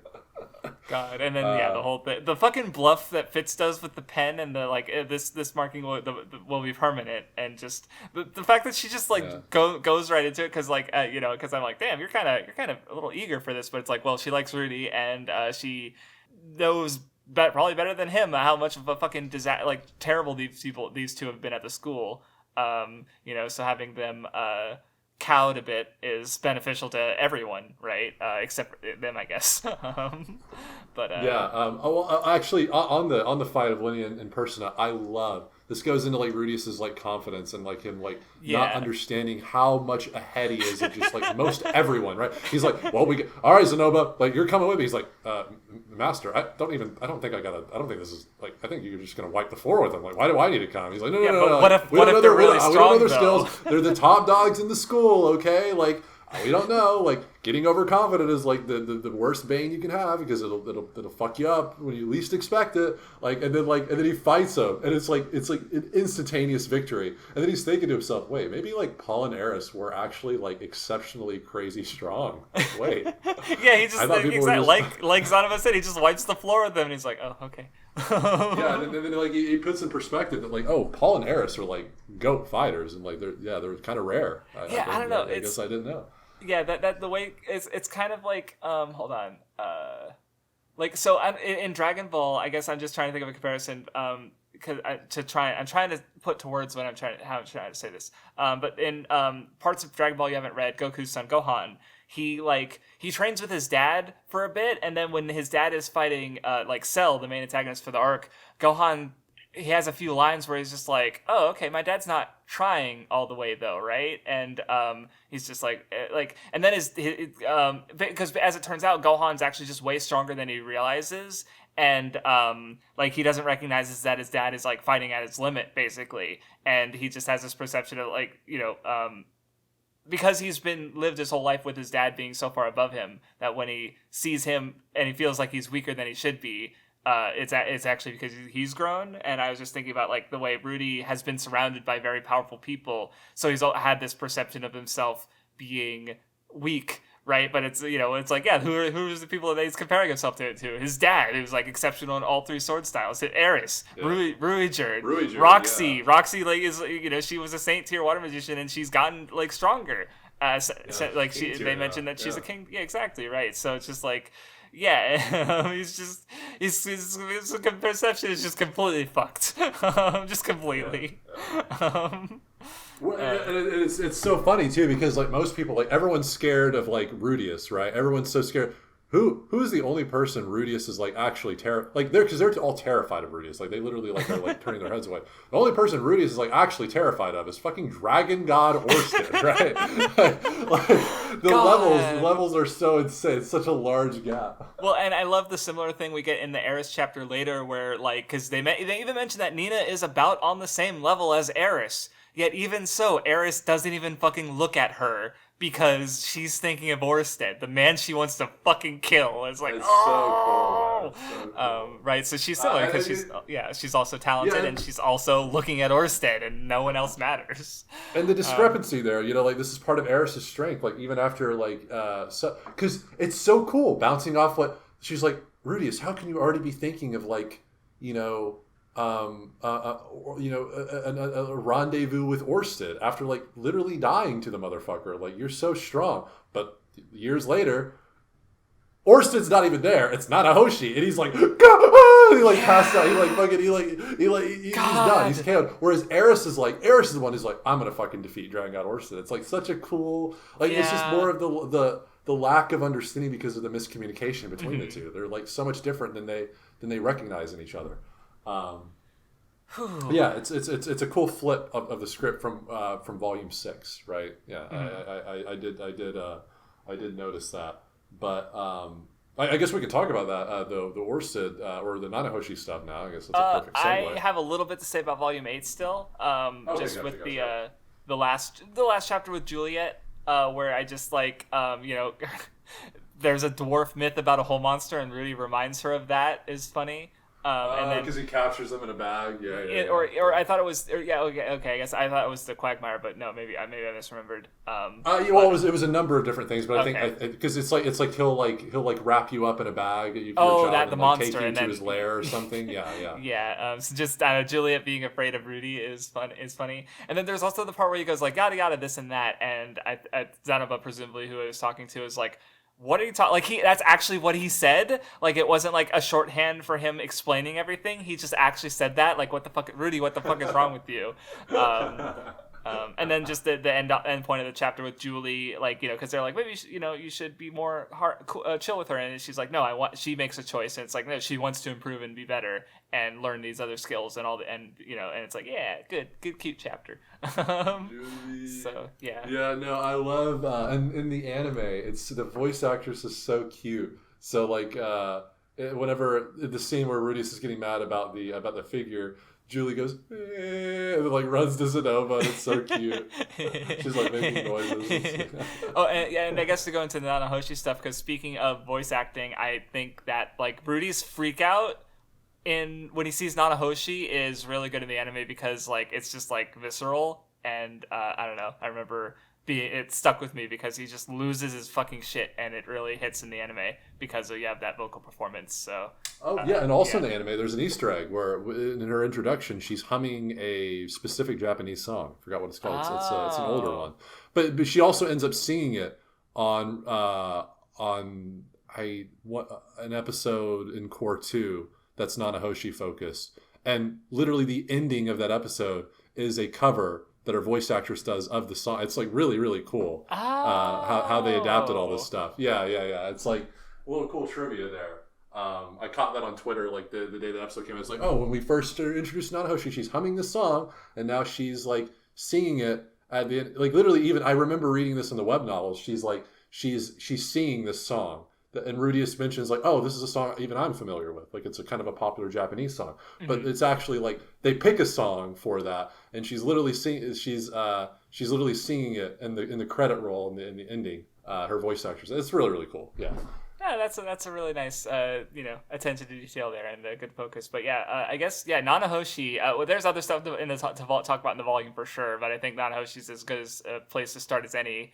Because like I mentioned it to you that like because when I was casually watching anime, like I liked season 2 obviously, but I think reading it for the first time, and especially after thinking about some stuff I've been researching for other videos, I think she adds quite a bit to the series, especially as a contrast to Rudy.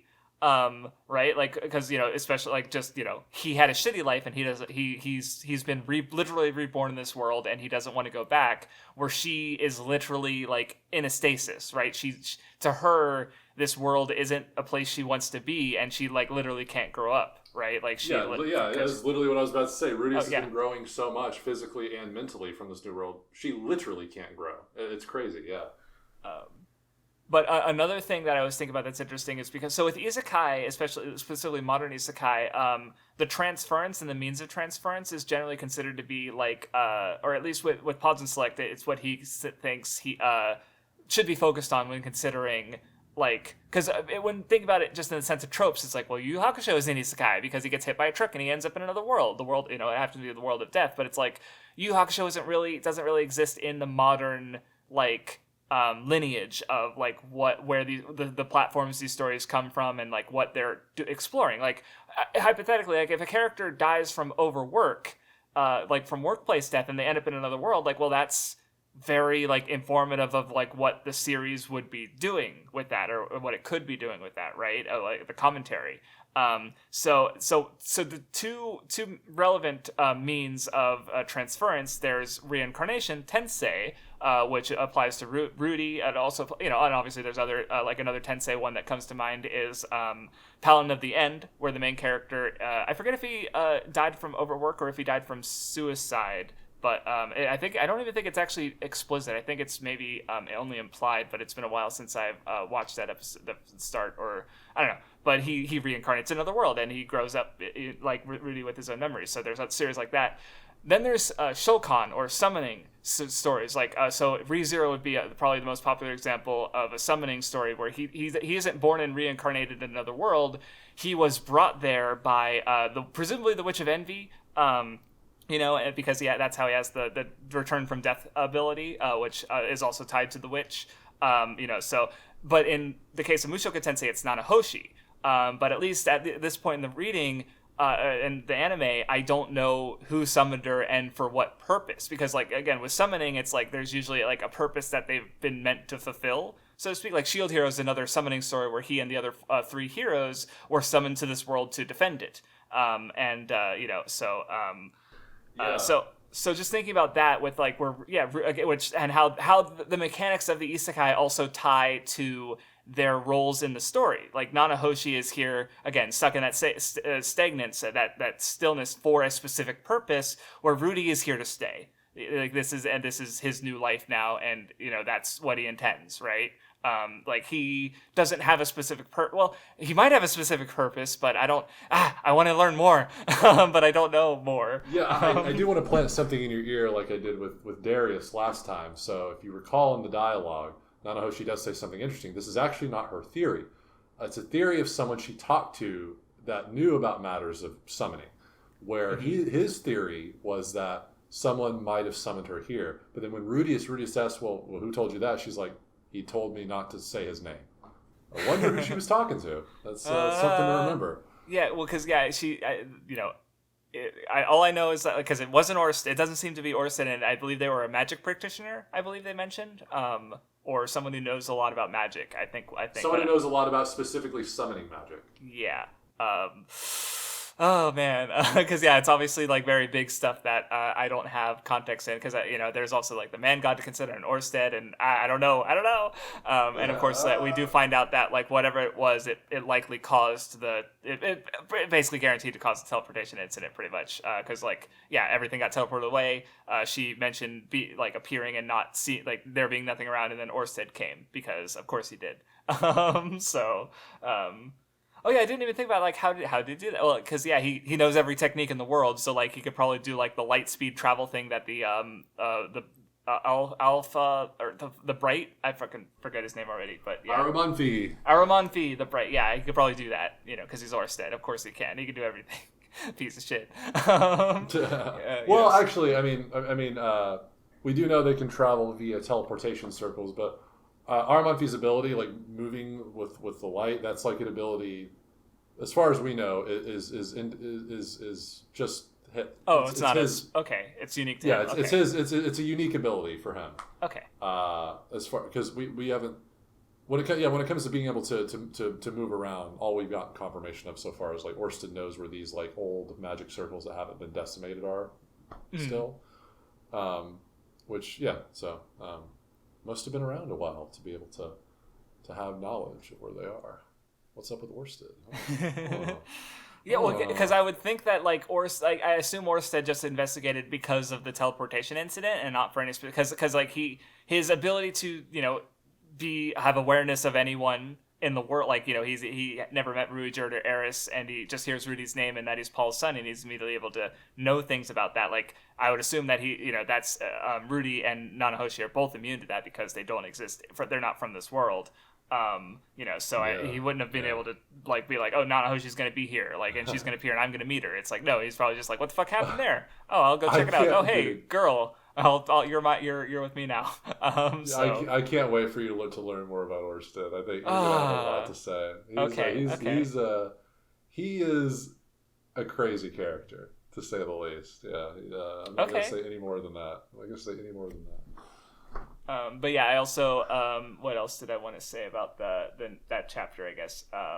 Oh yeah, you get another thing where I guess to contrast like Rudy being more accepting of the world and the way it is. Nanahoshi, she hate or even just their attitudes to the world. Like Rudy, I think he's come to love this world and the people in it. Where Nanahoshi's like, I want to leave. I hate. They're all fucking stubborn and backwards, and I don't have potato chips. There's no potato chips or karage. Let me go home. I want to go home. She just hates it, right? So I don't know. It's just she's made the university life. She's improved it simply because it was so unsightly to her.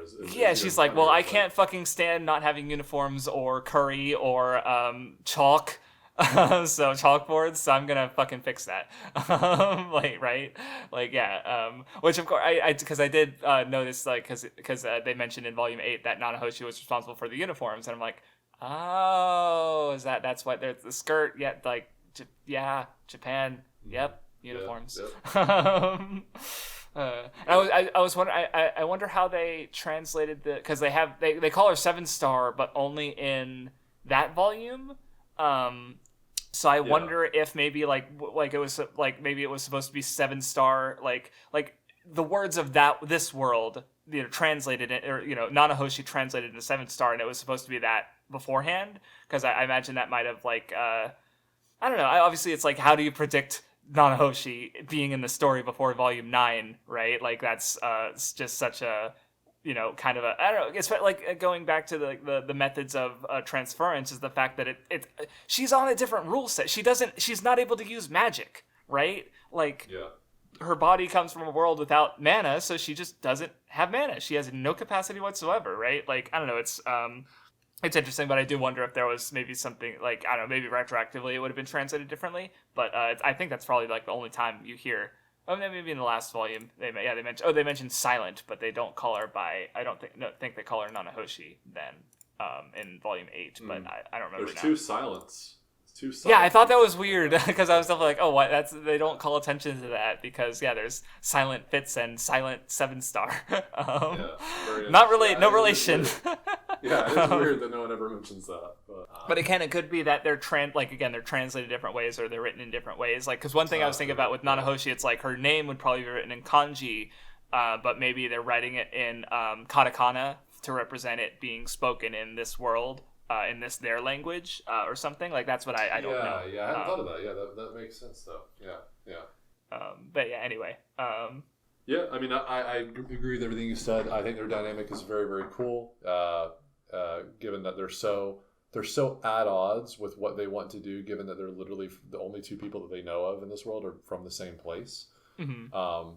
And I love the scene of Sylphie getting that other side of her, where it's like, you fucking bitch, you did this? Like, it's like, oh, whoa! It's like, holy shit, Sylphie. Well, yeah, and then I also kind of, like, not only that, of just her, like, yeah, the Fatoa incident, the fucking teleportation incident, and, like, her, you know, because, I mean, Nanahoshi kind of said that she did it, but it's, like, which is kind of true, but obviously the nuance was lost. And that's, like, the first thing she said, because I also felt just bad for Sylphie in that moment, because, like, she's just, like, stuck there in this room, and they're just talking Japanese.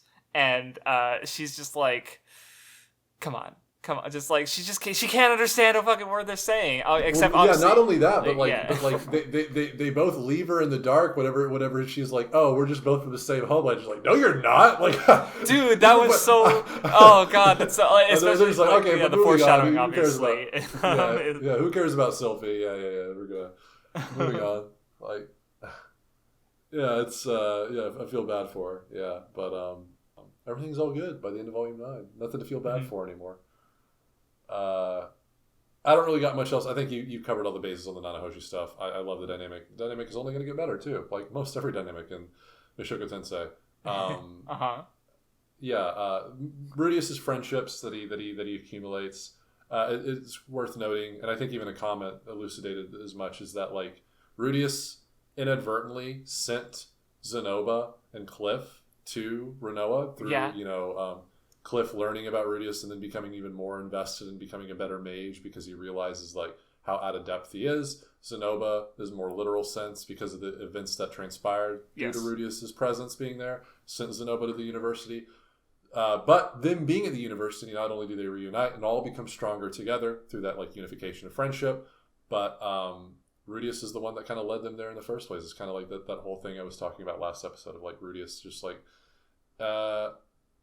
being in people's lives, like, being the crutch that people need inadvertently, in a sense of being that person that he needed in his previous life for other people, is really cool. Yeah. So the trend, I think, will only continue. They'll help him out in the same way, of course.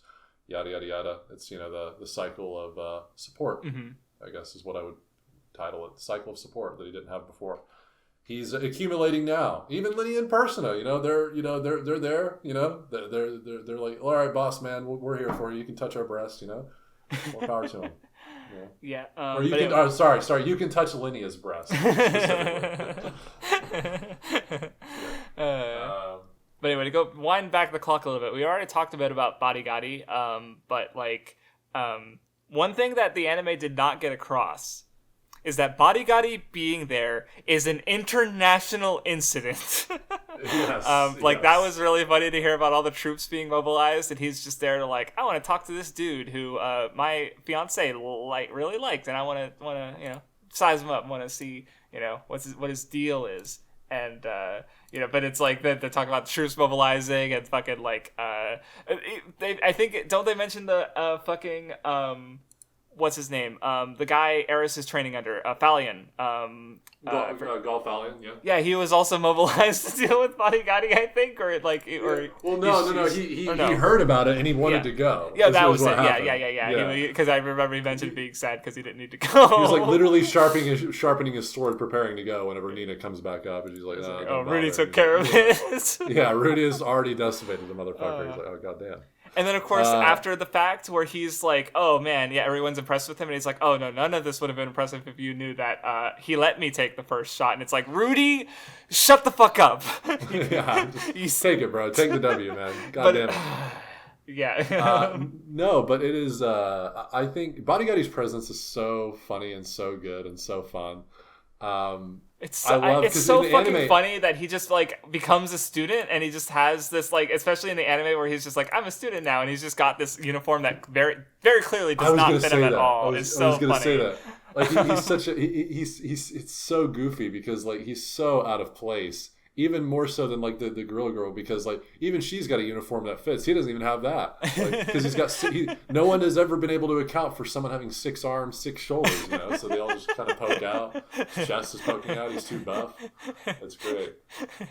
There's a tailor somewhere who just still loses sleep over that outfit, and this is the impossible problem of like trying to figure that out. It's just like fuck. Yeah, and he's like the punishment of him having to like train the soldiers and stuff, and just but he's also I guess he's taking classes and mostly drinking. The whole reason Rudeus was able to even reunite with Soldat is because they were also there on the call for Badigadi being there. That's like that's funny. No, but I think my other than them actually fighting and everything that came about after that. I love that scene with him just watching Rudeus train. He's like, what's the point of doing this, man? Like, you're already like a very powerful magician. Like, is that what you want? And Rudeus is like, well, no. Like, I feel like other people are more well-rounded. And then getting that perspective of like, well, no, even the fucking demon god wasn't really that well-rounded. Like, he couldn't do battle aura either. Like, he just was a really strong magician. It's really all you need, man. And yeah, like that scene that we don't get in the anime, I was like, man. I don't think it wasn't in the manga either, so it was very new to me. So I was like, oh, literally they skipped very important exposition here because I didn't really know much about battle aura either. Like I remembered the scene with maybe it's described later on in the web novels that I read, but I don't remember it being elucidated as much as it is here. And which is probably fair because you didn't read these in the web novels, so it's probably would have been a situation where it's like it's already explained, so there's no need to go over it again, right? But like getting that here, I was like, oh, this is like really important exposition. I was like, that now I understand exactly how these people like Eris move at superhuman pace, just because they are to some extent using magic. Makes sense. Yeah. Oh, Julie, the cute scene, the beer. I love that. Oh, yeah. Or she's like, Master, that looks good. He's like, all right, give her some beer. Give her some booze. He's like, hey, let's go. She's a dwarf. LMAO. Oh, another thing Nanahoshi talked about that I forgot to mention is she mentions the idea that if they change too much in the world, they might get erased. And he's like, wait, is that a thing? And she's like, well, it might be a thing. Because I remember from the anime, I took it more like, oh, this is a real thing that could happen, and I don't know if that was a matter of like the way some of the nuance was translated, or if it's a matter of just me misreading it entirely. But I didn't know that it was something that she basically made up. Yeah. Because like Rudeus even internalizes, he's like, I think that's only for like time traveling, but okay. Yeah. Well, and especially because I was especially thinking about the way like I don't know, I just noticed myself doing that where if I want to do something or don't want to do something, I'll find myself making an excuse about it, and so I kind of feel like she's doing that where it's a way to sort of like remove her emotionally from the ethical situation of like, yeah, she's in this world that she doesn't agree with that has a lot of suffering that she can fix, right? Like, do they understand germ theory? Like, like that's something that she could potentially give them the benefit of, like by, or and she has given them some benefit, some small benefits, but like obviously it's like, the basic knowledge that we contain can drastically change a world like this, right? And that's a response, but she doesn't care about this world. She doesn't value it, right? And so she's not gonna, that's her excuse to not do more than she is doing, right? Where obviously Rudy is like very much like, well, I know what I care about in this world, and he's just here, he's just vibing, he doesn't, he also doesn't have that, he hasn't even, I don't even know if he's really thought about that, right? But anyway, it's not super. I also forgot to mention, just the fact that Nanahoshi hasn't been in the world as long as Rudy. Is just which obviously because of the way she came there, but it's just I don't know, it's neat that she's been here for less time and she's already sick of it, and Rudy's been here for like 3 times as long and he's like, I love it here though. So no, it's good stuff. Where do I want to go now? Can we I talk think about, we're getting to the Sylphie stuff. I'm just like looking to make sure there's there's the one part where I think Persenna gives him like jerky, half-eaten jerky, and he just licks it all over right in front of her, And it's like, well, he's like, you gave it to me, and because she's like disgusted, and she, it's so silly.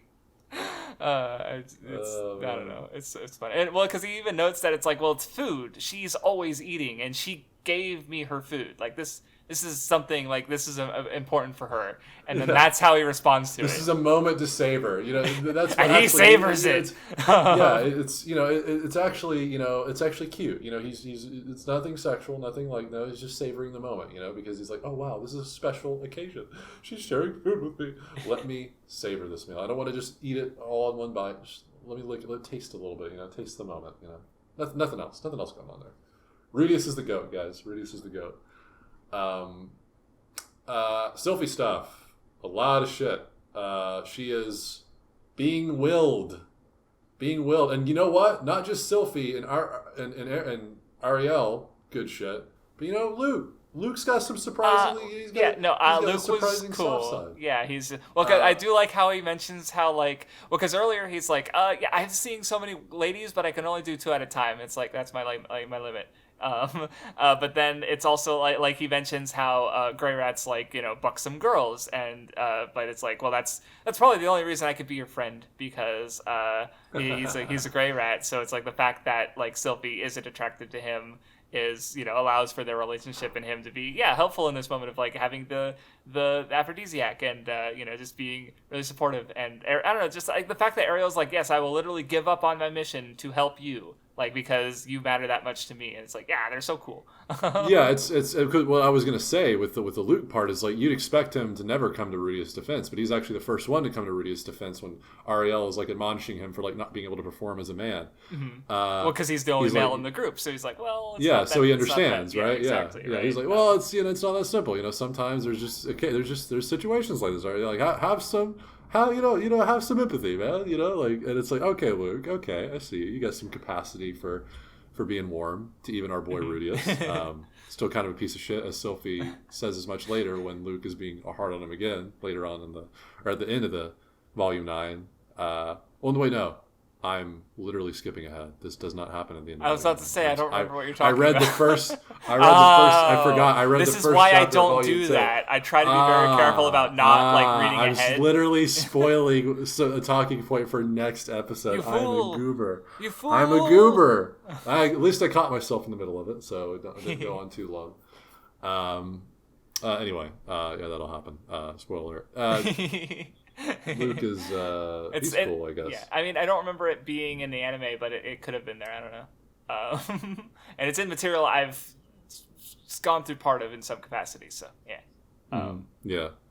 Sylphie's gotta buck up or shut up, and you know what? She's bucking up. And one of my favorite scenes in this entire reading transpires. Oh my god. When she comes to Rudeus with a plan, and he is just he's just being Rudeus. He's like, oh yeah, I know what you're talking about. Oh, I know.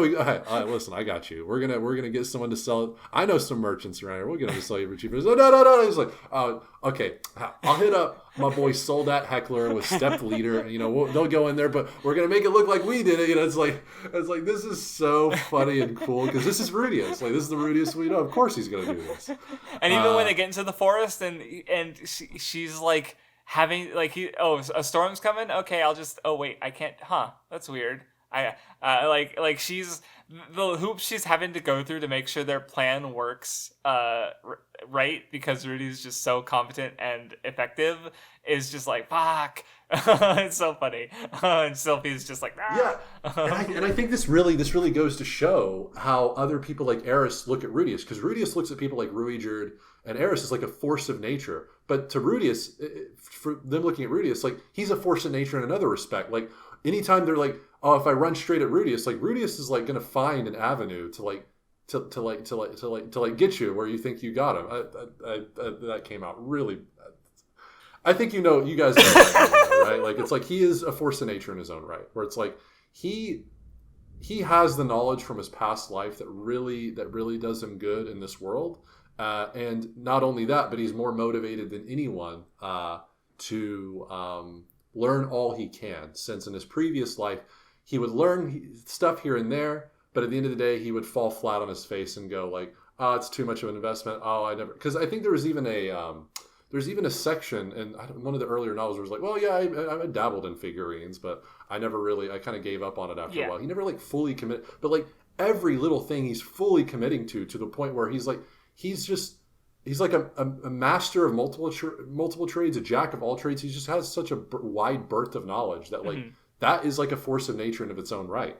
Like seeing someone like Sylphie trying to navigate around like his network is so fucking cool. It's like, oh yeah, like I can do this. Oh yeah, because he has so many skills. Like he has skills in the marketplace, which we saw built up from his talks with Eris. She's like, Eris, like, why are you writing down everything? Well, now we see kind of the fruits of that labor. The first thing he thinks of is like, I know a guy who can sell it at a cheap price. It's like, because I mean, that's what he's been building up to since like volume 2, right?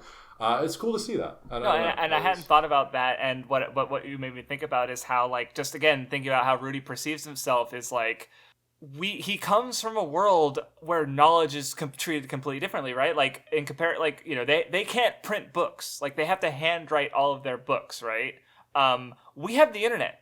We are drowning in knowledge. Like, so like to him, it's a very normal thing because of where he comes from, right? And like the way like school is literacy, right? Like our world has a huge amount of literacy. Like it's one of the things that we've problems we fixed the most in our world, right? Is like there's very little illiteracy in the world, especially comparing it to a fictional world or like the past in our world, but also like Mushoku Tensei, where you'll run into characters like Juliet or Ghislaine who like especially Ghislaine, he's like, she's an adult woman, she's competent, she's employed, and she still like can't do very basic things, right? Like we teach math to children, but Rudy having this skill and this knowledge and this ability to compartmentalizing it and in his mind, but in the fact that he doesn't see that as special because to him it's like, well, everyone in my world had that. The dude literally speaks multiple languages, like that's amazing by my metric, I think. Even living in the world he came from, right? So like he literally had to learn a new language just off the get-go, and he just picked up a couple just for fucks, and they've been help useful, like the beast god. Oh yeah, I forgot to mention Sylphie is Ichigo. She's human, she's elf, she has demon blood, her mom's like a part beast folk. She's fucking Ichigo. She's everything. True. Wait, this is a revelation I didn't think I'd have. Holy shit. You're so right, though. And I guess another thing, because obviously we know the thing about Sylphie's lineage in that Elinalise is her grandmother. But I do like how I think in volume 8 he's meeting Elena and he's like, you kind of look like Sylphie, but she's an elf, right? So of course he thinks that. But then Sylphie sees her and is like, why do you look like my dad? And it's like, that's because that's because we also get the scene too where she's like, where'd you get that necklace? And then he's like, I just have it, and she's like, I got the same necklace. So a little bit more of a hint, right? Like maybe it could just be a well, no, I can't even say it could just be an elf thing because from her because Rudeus doesn't even know it comes directly from Sylphie because Lilia didn't tell her. It wasn't until he talked to Sylphie about it that he learned that she made it. So it's So I guess that's a little bit of a nudge, but it'd be hard to put 2 and 2 together there, I guess. No, the opposite. It wouldn't be. It would be easier to put 2 together because again, I was going to say earlier that you connect it because maybe it's like an elf thing, but before we didn't even know that it comes from Sylphie because Lilia didn't exposit that much. Right. That is a good little nudge that there might be something going on there, them being related, right? Yeah, I think I forgot, I didn't think about that, or I didn't notice that because she didn't say anything. Also, another note I wrote down about Elinalise is that, because I think he was talking about her with Soldat, and I think they meant, or either someone mentioned that, Paul and they should get along. Like, when we think about their sex drives, it's like they should be a perfect match, but they aren't. So I am curious as to if we're going to get more detail about their specific relationship, because from the anime I don't remember anything explicit, even though we see them together again. But like, because I thought about that, it's like that in that way at least they're compatible, and yet she fucking hates them. My interpretation would be something like, maybe because Paul is a little bit of like a romantic.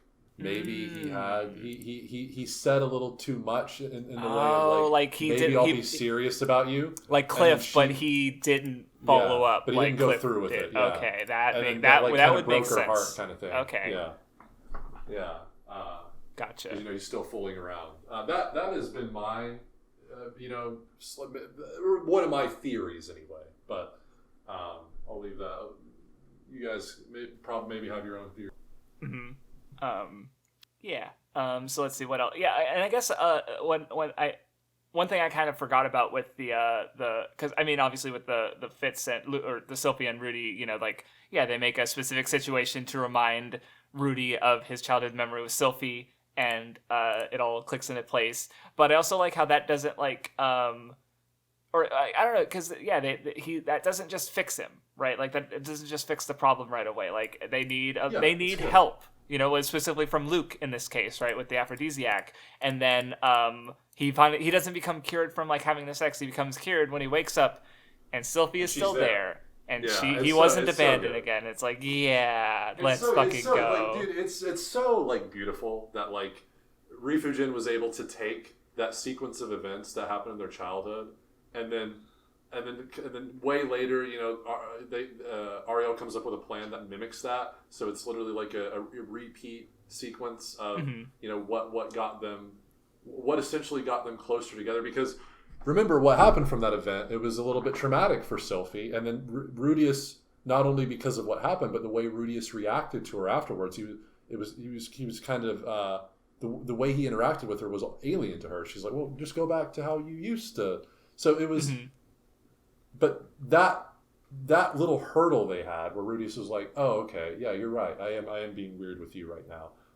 It drew them closer, right? It was that first that huddle they had to get over, where she experienced something. She might have she was a kid, so you can't really blame her for overreacting in the moment. Yeah. And then Rudeus, reacting not aptly thereafter, simply because she's a girl, and he didn't know that, right? But because obviously the resolution of conflict, it brings people closer together, usually, right? Mm-hmm. So paralleling that here, like the same sequence of events obviously brings them as close as they can get together, right? Yeah. It's like, well, I didn't think about it until you were talking about it, but it is both of them working, because him stripping her was slightly traumatic to her, right? So they're both working through their trauma, right? And they're both overcoming that and getting closer. So I didn't think about it from Sylphie's perspective like that. Yeah, and whereas before, they became acquainted because he helped her with the bullying situation. Yeah, so that also got inversed by accident. Yeah. And now she's helping him out with his ED and and it was really nice and very interesting. Yeah, and the fact that you did a whole character arc based on his erectile dysfunction ends off in this really beautiful moment. It's really, really nice, and it's one of those things that makes me I don't know, because especially thinking about it from the sense of I feel like with Western culture there's more Puritanism and more aversion to sexuality. So having a story arc that deals with this thing in a very serious way, right, and meaningful way is it's very cool, very nice. Yeah, and this is more credence to what I was saying earlier, the cycle of salvation, what I just exposited there. I literally have a whole video about defending the polygamy at the end of season 2, with Roxy coming in, talking about the cycle of salvation with him and Roxy, which is even more interesting. I wonder what's going to be with Eris, because Crafts already knows, guys. I'm not spoiling. He unfortunately does know. Eris comes back in the picture in some way, in some facet. So, wonder what's going to be with, there. So it's cool. It's a cool little recurring theme. Speaking of that, actually, I was looking through my notes, and Sylphie has a whole elaborate fantasy about being with Rudy, in a relationship, and it's so well. And what Ariel says is like, okay, now imagine if it was someone else, and she's like, okay, fuck, I need to get with Rudy. But what I wrote down is like, okay, what she should have said to prep Sylphie is, okay, imagine it with yourself and another woman, because that's what actually happens. So that's what she should have said. Yeah, but I just noted that when I was reading that. But anyway, looking through. I think we're about done. Unless you have anything else to say about the Sylphie stuff, I'm gonna look through my notes and see if there's anything else from the volume I missed that I wanted to bring up. Yeah, I think it's beautiful. I like there's not another word to describe it. I think is like, it's just such a beautiful. It's great execution, but it's also just, it's like so cathartic. Like you said, that doesn't cure him. What cures him is like that security at the end of it. Like, okay, she's here to stay. So it's not. He's not gonna spiral down again. Specifically with the ED anyway. But I think it's and it's very One Piecey. Really, we reference One Piece all the time. I feel like in this podcast, but I've been trying to avoid it. I could have done it more. It's very similar to One Piece. Literally, we come off that beautiful moment into what I was describing earlier, where it's like, oh, now it's like into the funny Linian person stuff, where his like sex aura is like going off, and it's legitimately funny. So yeah, no, it's just it's a good time. It's good shit. And yeah. By the way, oh, go ahead. Wait, the sex aura. When I'm describing that, is that also chapter 1 of volume 10? Do you recognize what I'm saying? Am I getting confused there too? I hope not. Like Paul or like what? Okay, yeah, I'm pretty sure this is chapter 1, volume 10. Literally. Oh, volume 10. Me. Okay. Yeah. Oh no, that's your. Oh no, sorry. I thought you said volume 1. No. Volume 10. Yeah, no. I think it is, because I don't remember. I don't think we see Lilin and Persona. Yeah. Now I'm fuck. Yeah. Earlier when I was talking about. No, I think you mentioned it earlier too, and I was like, I don't remember what you're talking about. So I didn't say anything. God damn it! I just caught that. God damn it! Don't read ahead. I'm never, even if you're excited, guys. But hand up. You can't see me. Virtual hand up. I will never fucking read ahead again. Yeah, this is especially next time, because it'll be new content for me. So you better shut the like. At least this was probably in the anime. So even if I don't remember it that strongly. It's like, thank God, maybe not material you're still familiar. And it's again, it's not majorly significant either. It's like, yeah, Luke moment, a Persona, and Lilina moment. It's like it's not Orsted just rolls up to Ranoa or anything, right? I don't know. Yeah. which he might. Nanahoshi's there. I don't know. I'm just saying. But yeah, I don't know. And just in general, like a lot of the humor, like when Rudy asks Fitz to bring the staff, and she's like, "Oh yeah, the stone. It's so large. Your staff is so," and it's like, it's just shit like that. Or even I even noted that myself when Badigadi was talking about how Rudy, his magical aura, his mana capacity is it's so big, it's so I don't know why I was thinking about that. I just thought about that while I don't know. It's the novel itself is calling attention to the penis a lot. Like Rudy's always mentioning the state of his little man, and if it's at attention or not. So it's hard not to just think about the dick jokes and my own dick jokes. Funny. So yeah.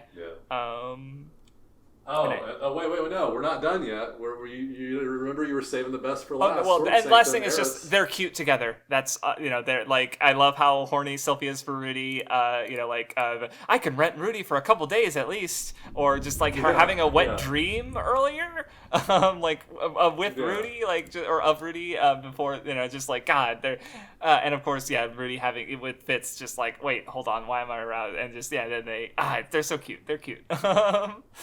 But anyway, holy fucking shit, Eris is so good. Like, I feel bad for Sylphie because, and I do think part of it is because I already went through this material before, so it's like it wasn't new to me, even though it's still really good, and I still like it quite a lot. But then Eris just stole the show for me at the end of just because it's like, she fights Nina and Gino, and she's like they're soft, and she has actual experience. She's experienced actual combat, and just watching her, it's so good. I love the acknowledgement from the more proficient swordsmen, like the king and above people are like, Eris is the de facto winner here. Like she knows a battle's not over until it's fucking over. We are part of the sword god school. The sword god is all about fast, furious, and like win in an instant. Like, you guys have not defeated her yet. Like, you guys are on the Sword God school. It's cutthroat, motherfucker. Like, that's so cool. Like, I love these kind of scenes where it's like you get a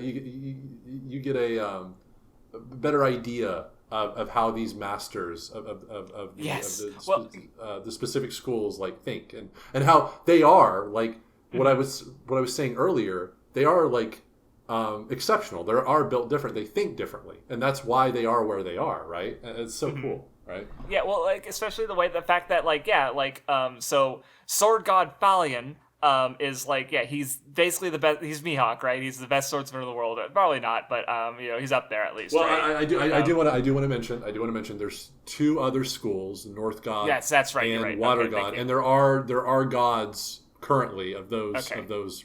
There's a Water God and there's a North God. So gotcha. Okay. Not necessarily like he might be, but not necessarily. he's up there, right? But anyway, but like the fact that his literal blood is at the Nina and Gino are his blood there, and they're also like the strongest young talents at the school, but Eris is more similar to him, right? Like she has experience, like he understands her better. Like the fact, what was the other part that made me think of that? I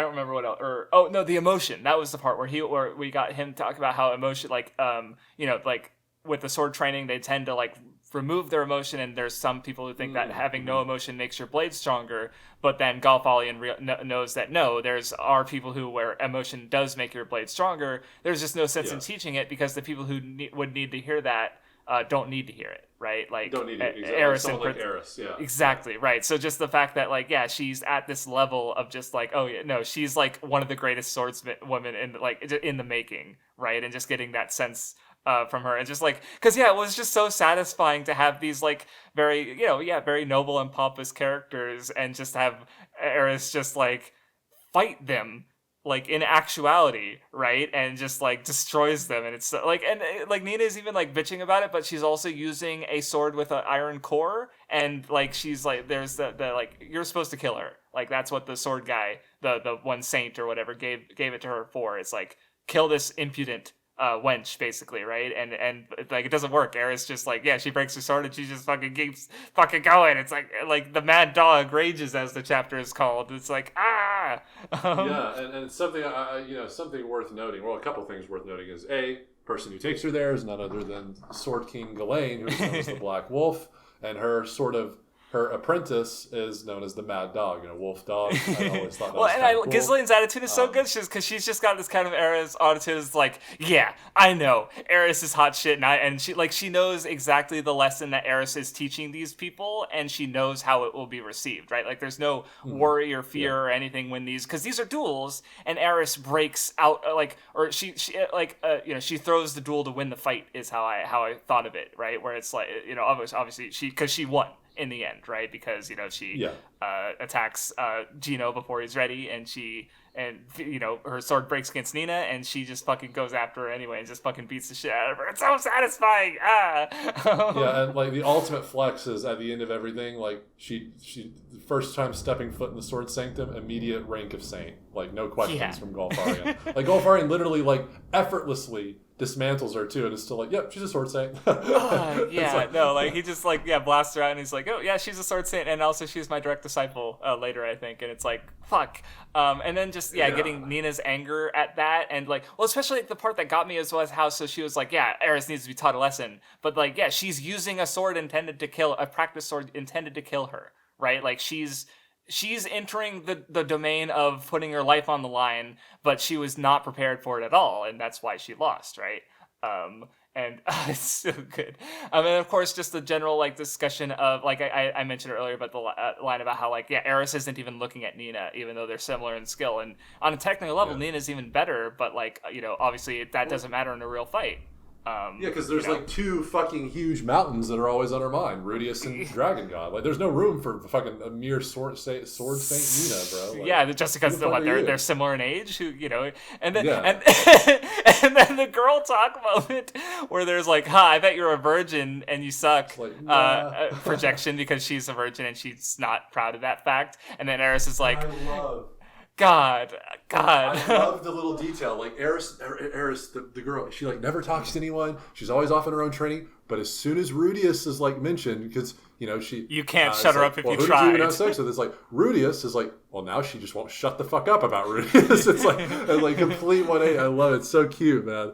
And then she did so much yapping about Rudeus, in fact, that Nina's like, well, I got to go meet this Rudeus and drag him back to become my slave, essentially, so I can get the better of Eris. And then she realizes why she was yapping so much about Rudeus. Because what is the first thing she sees? This motherfucker take down Demon King Badigadi with one attack. And she's like, God. And I already told you about my journey with that, where I just like she mentions going to Ranoa, and I thought like, wait, when would we have seen her at Ranoa? And then I remembered the Beast Man and the hot lady that Rudy clocked, and just like, and then because I realized everything at once, that she got well before it happened, that she got beaten by Badigadi, because that's the only rational outcome that could have happened. And I just started laughing because I was like, it was set up like what the previous volume, and and it's just earlier in the volume. No, it wasn't this volume that Badigadi happened. Never mind. But it's still just, I don't know. It's still very funny.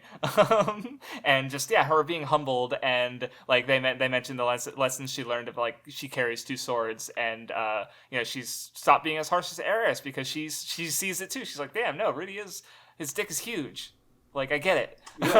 His staff was very impressive. And it's so cool too, because now she is like, now that she's got that perspective, she's got the same now Eris is more likely to see her as a true rival, given that she'll probably be able to feel out that Nina now has a similar perspective to Eris, because Eris has always had that perspective. That's part of the reason why she excelled so much and was able to be labeled a sword saint as soon as she set foot, is because she's seen Rudeus and his growth. She's gone up against Orsted. She's seen Orsted's literally, he's noted as the strongest motherfucker in the verse. She has seen the peak. She has seen it. Like she hasn't seen the extent of the peak, but she's seen the peak. Not the extent. She's seen the first valley of the peak. Yeah, like like prospectively, she was just so much far ahead, Nina, and and now that's not as much of the case. So it's cool that it was noted that they're from then on they became like true rivals, basically. I also think it's interesting because I think a lot of like how the Sword Sanctum acts is very evocative of like you could easily compare it to like samurai, the ideal samurai, right? Like honor and no emotion in your blade, right? But there's even the book Iwazo Nitobe wrote, The Way of the Bushido, where he talks about the samurai stuff, and it turns out that it's bullshit. The samurai, the Bushido code, like it's all complete bullshit. So there's an article on a Tofugu that talks. It literally calls it the art of total bullshit, and it goes into like one of the points it points out is like all this shit about honor doesn't actually win wars. It doesn't win battles, right? Like if samurai actually acted like this, then they would have lost. Like the samurai code wasn't like it's not real. It's a reframing of history done for like a nationalist agenda. So I think it like applying that to this, and just like, because I even mentioned how last time with Eris and Ghislaine like clanging their swords against each other and learning like seeing their recognizing each other from that, like that is I read that as a samurai trope, but now having it more like using that as this conflict where like Nina and Gino represent this sort of like samurai idea of honor and stuff, where Eris is like what it actually takes to win a fight. And I thought that was also a really good angle to it. Very selfish ambition, to the point where that was what initially, it wasn't like her display in battle, it was that declaration, because it hinted here is Golfarian seems to share that sentiment even, where it's like, oh, if I had the opportunity, I would want to fight Dragon God Orsted too. God, no, I love that connection where she's like, because she knows the name Orsted, and that's like, oh, she ain't fucking playing around. She knows, and just like that recognition of to her, and just like her just talking shit to him like he is nothing. He ain't Dragon God Orsted. It's like, Eris is so good. Like I felt bad for Sylvie because Eris just comes in and steals the show in one chapter. It's like, well, fuck. How do you top that? And I don't know if you even remember this, but the sword god Golfarian is actually one of the 7 major world powers. It was. I think he's number 6. Yeah, I was about to say because I remember that like the top 3. It's not even known if they're alive or if the technique god is even real. Yeah. But obviously we know Orsted is very real.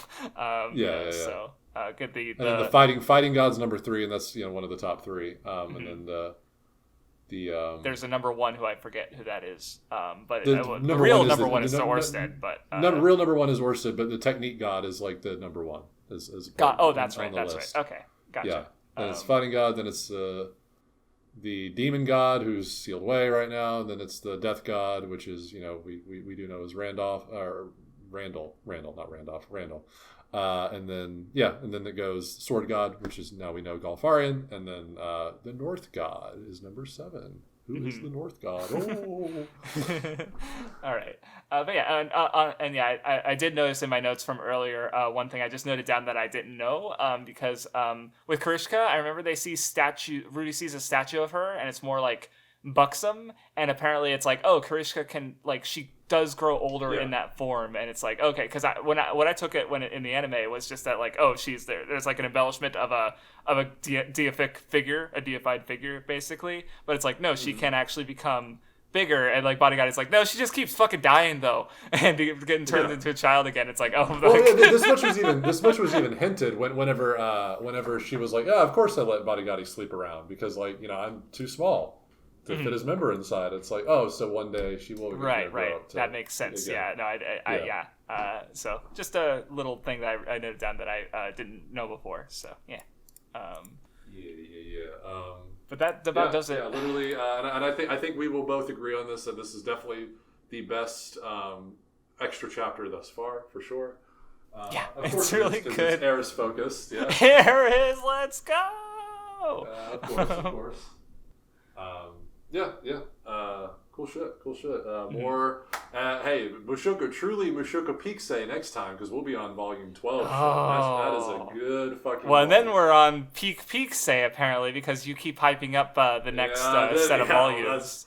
See, peak is. I can't call it Mushoku Tensei because that is an understatement for the stretch after this one. Okay? Well, because from my perspective, is because like we also we've talked about like what else do we want to do in the Den discussions on, and I've thought about like maybe taking a break at some point and doing some shorter things because we did Bleach and now we're on Mushoku Tensei, which is going to be almost as long episode wise.